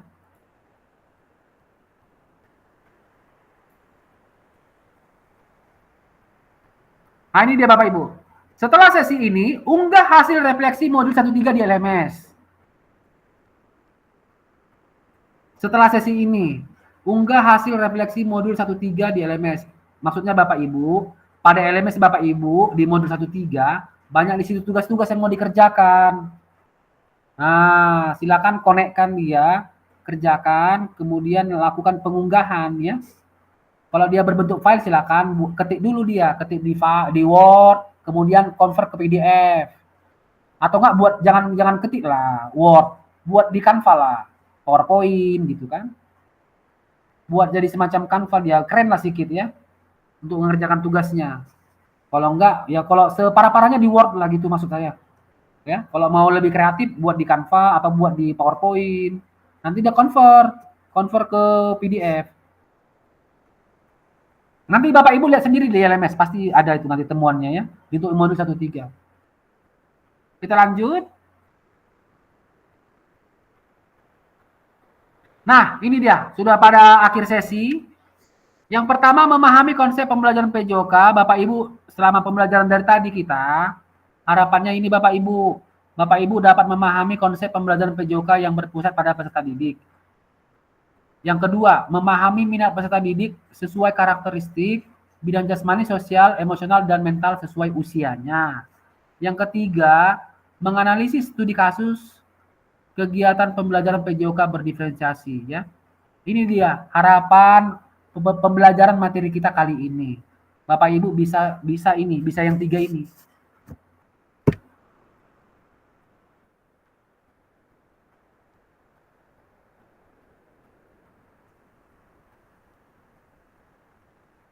Oke, terima kasih.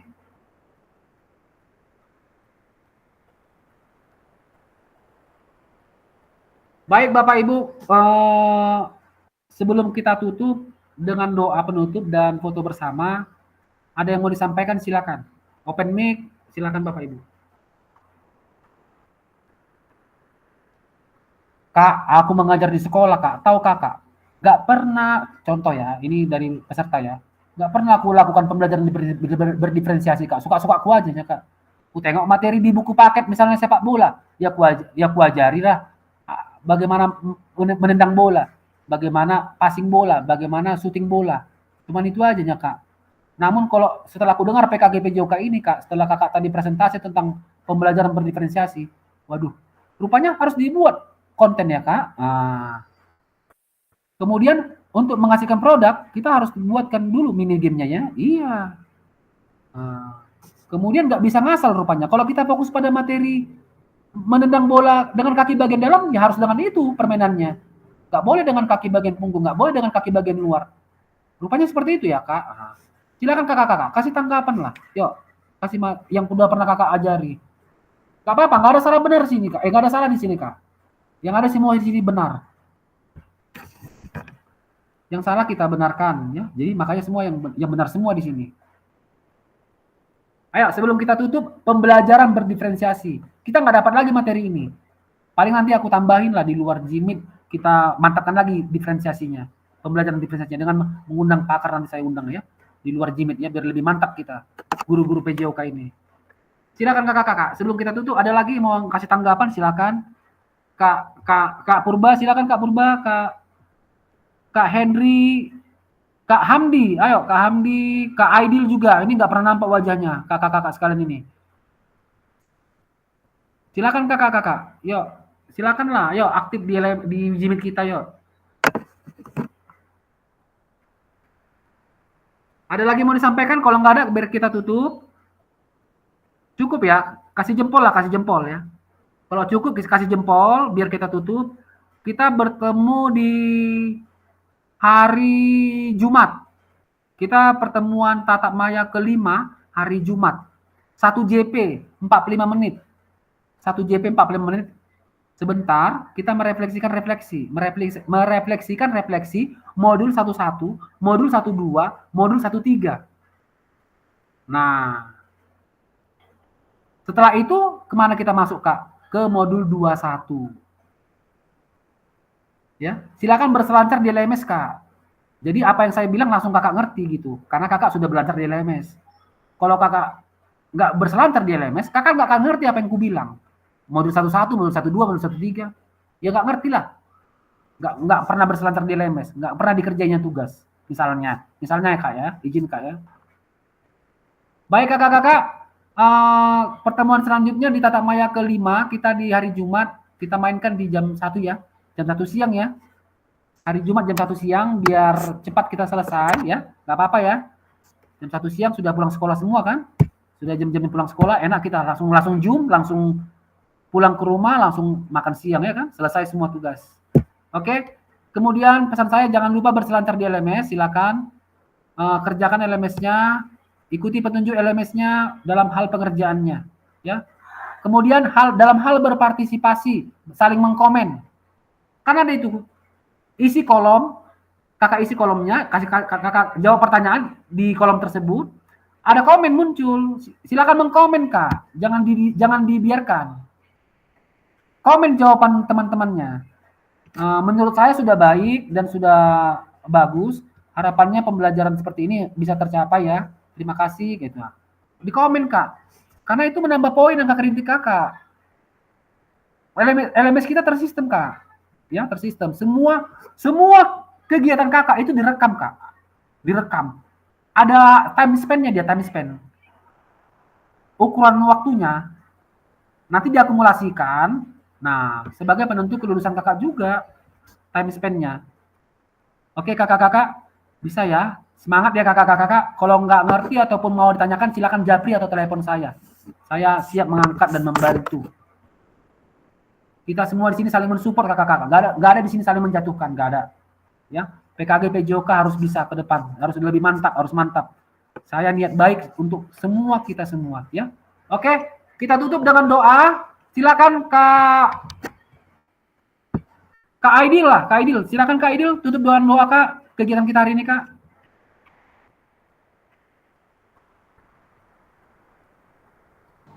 Open mic Kak. Oke, baik untuk semuanya, untuk mengakhiri kegiatan kita ini, mari kita berdoa menurut agama dan kepercayaan kita masing-masing. Doa dimulai.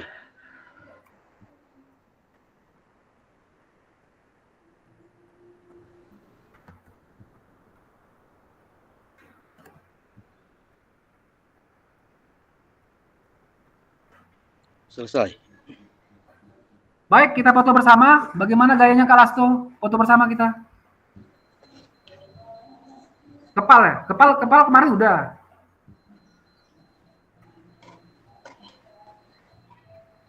Gini. Nanti kampanye pilkada. Oh, Love ya. Oke, 1 2. 1 2.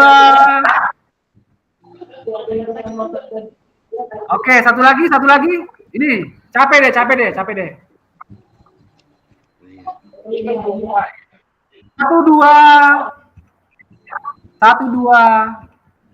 Oke. Saya stop recording dulu ya.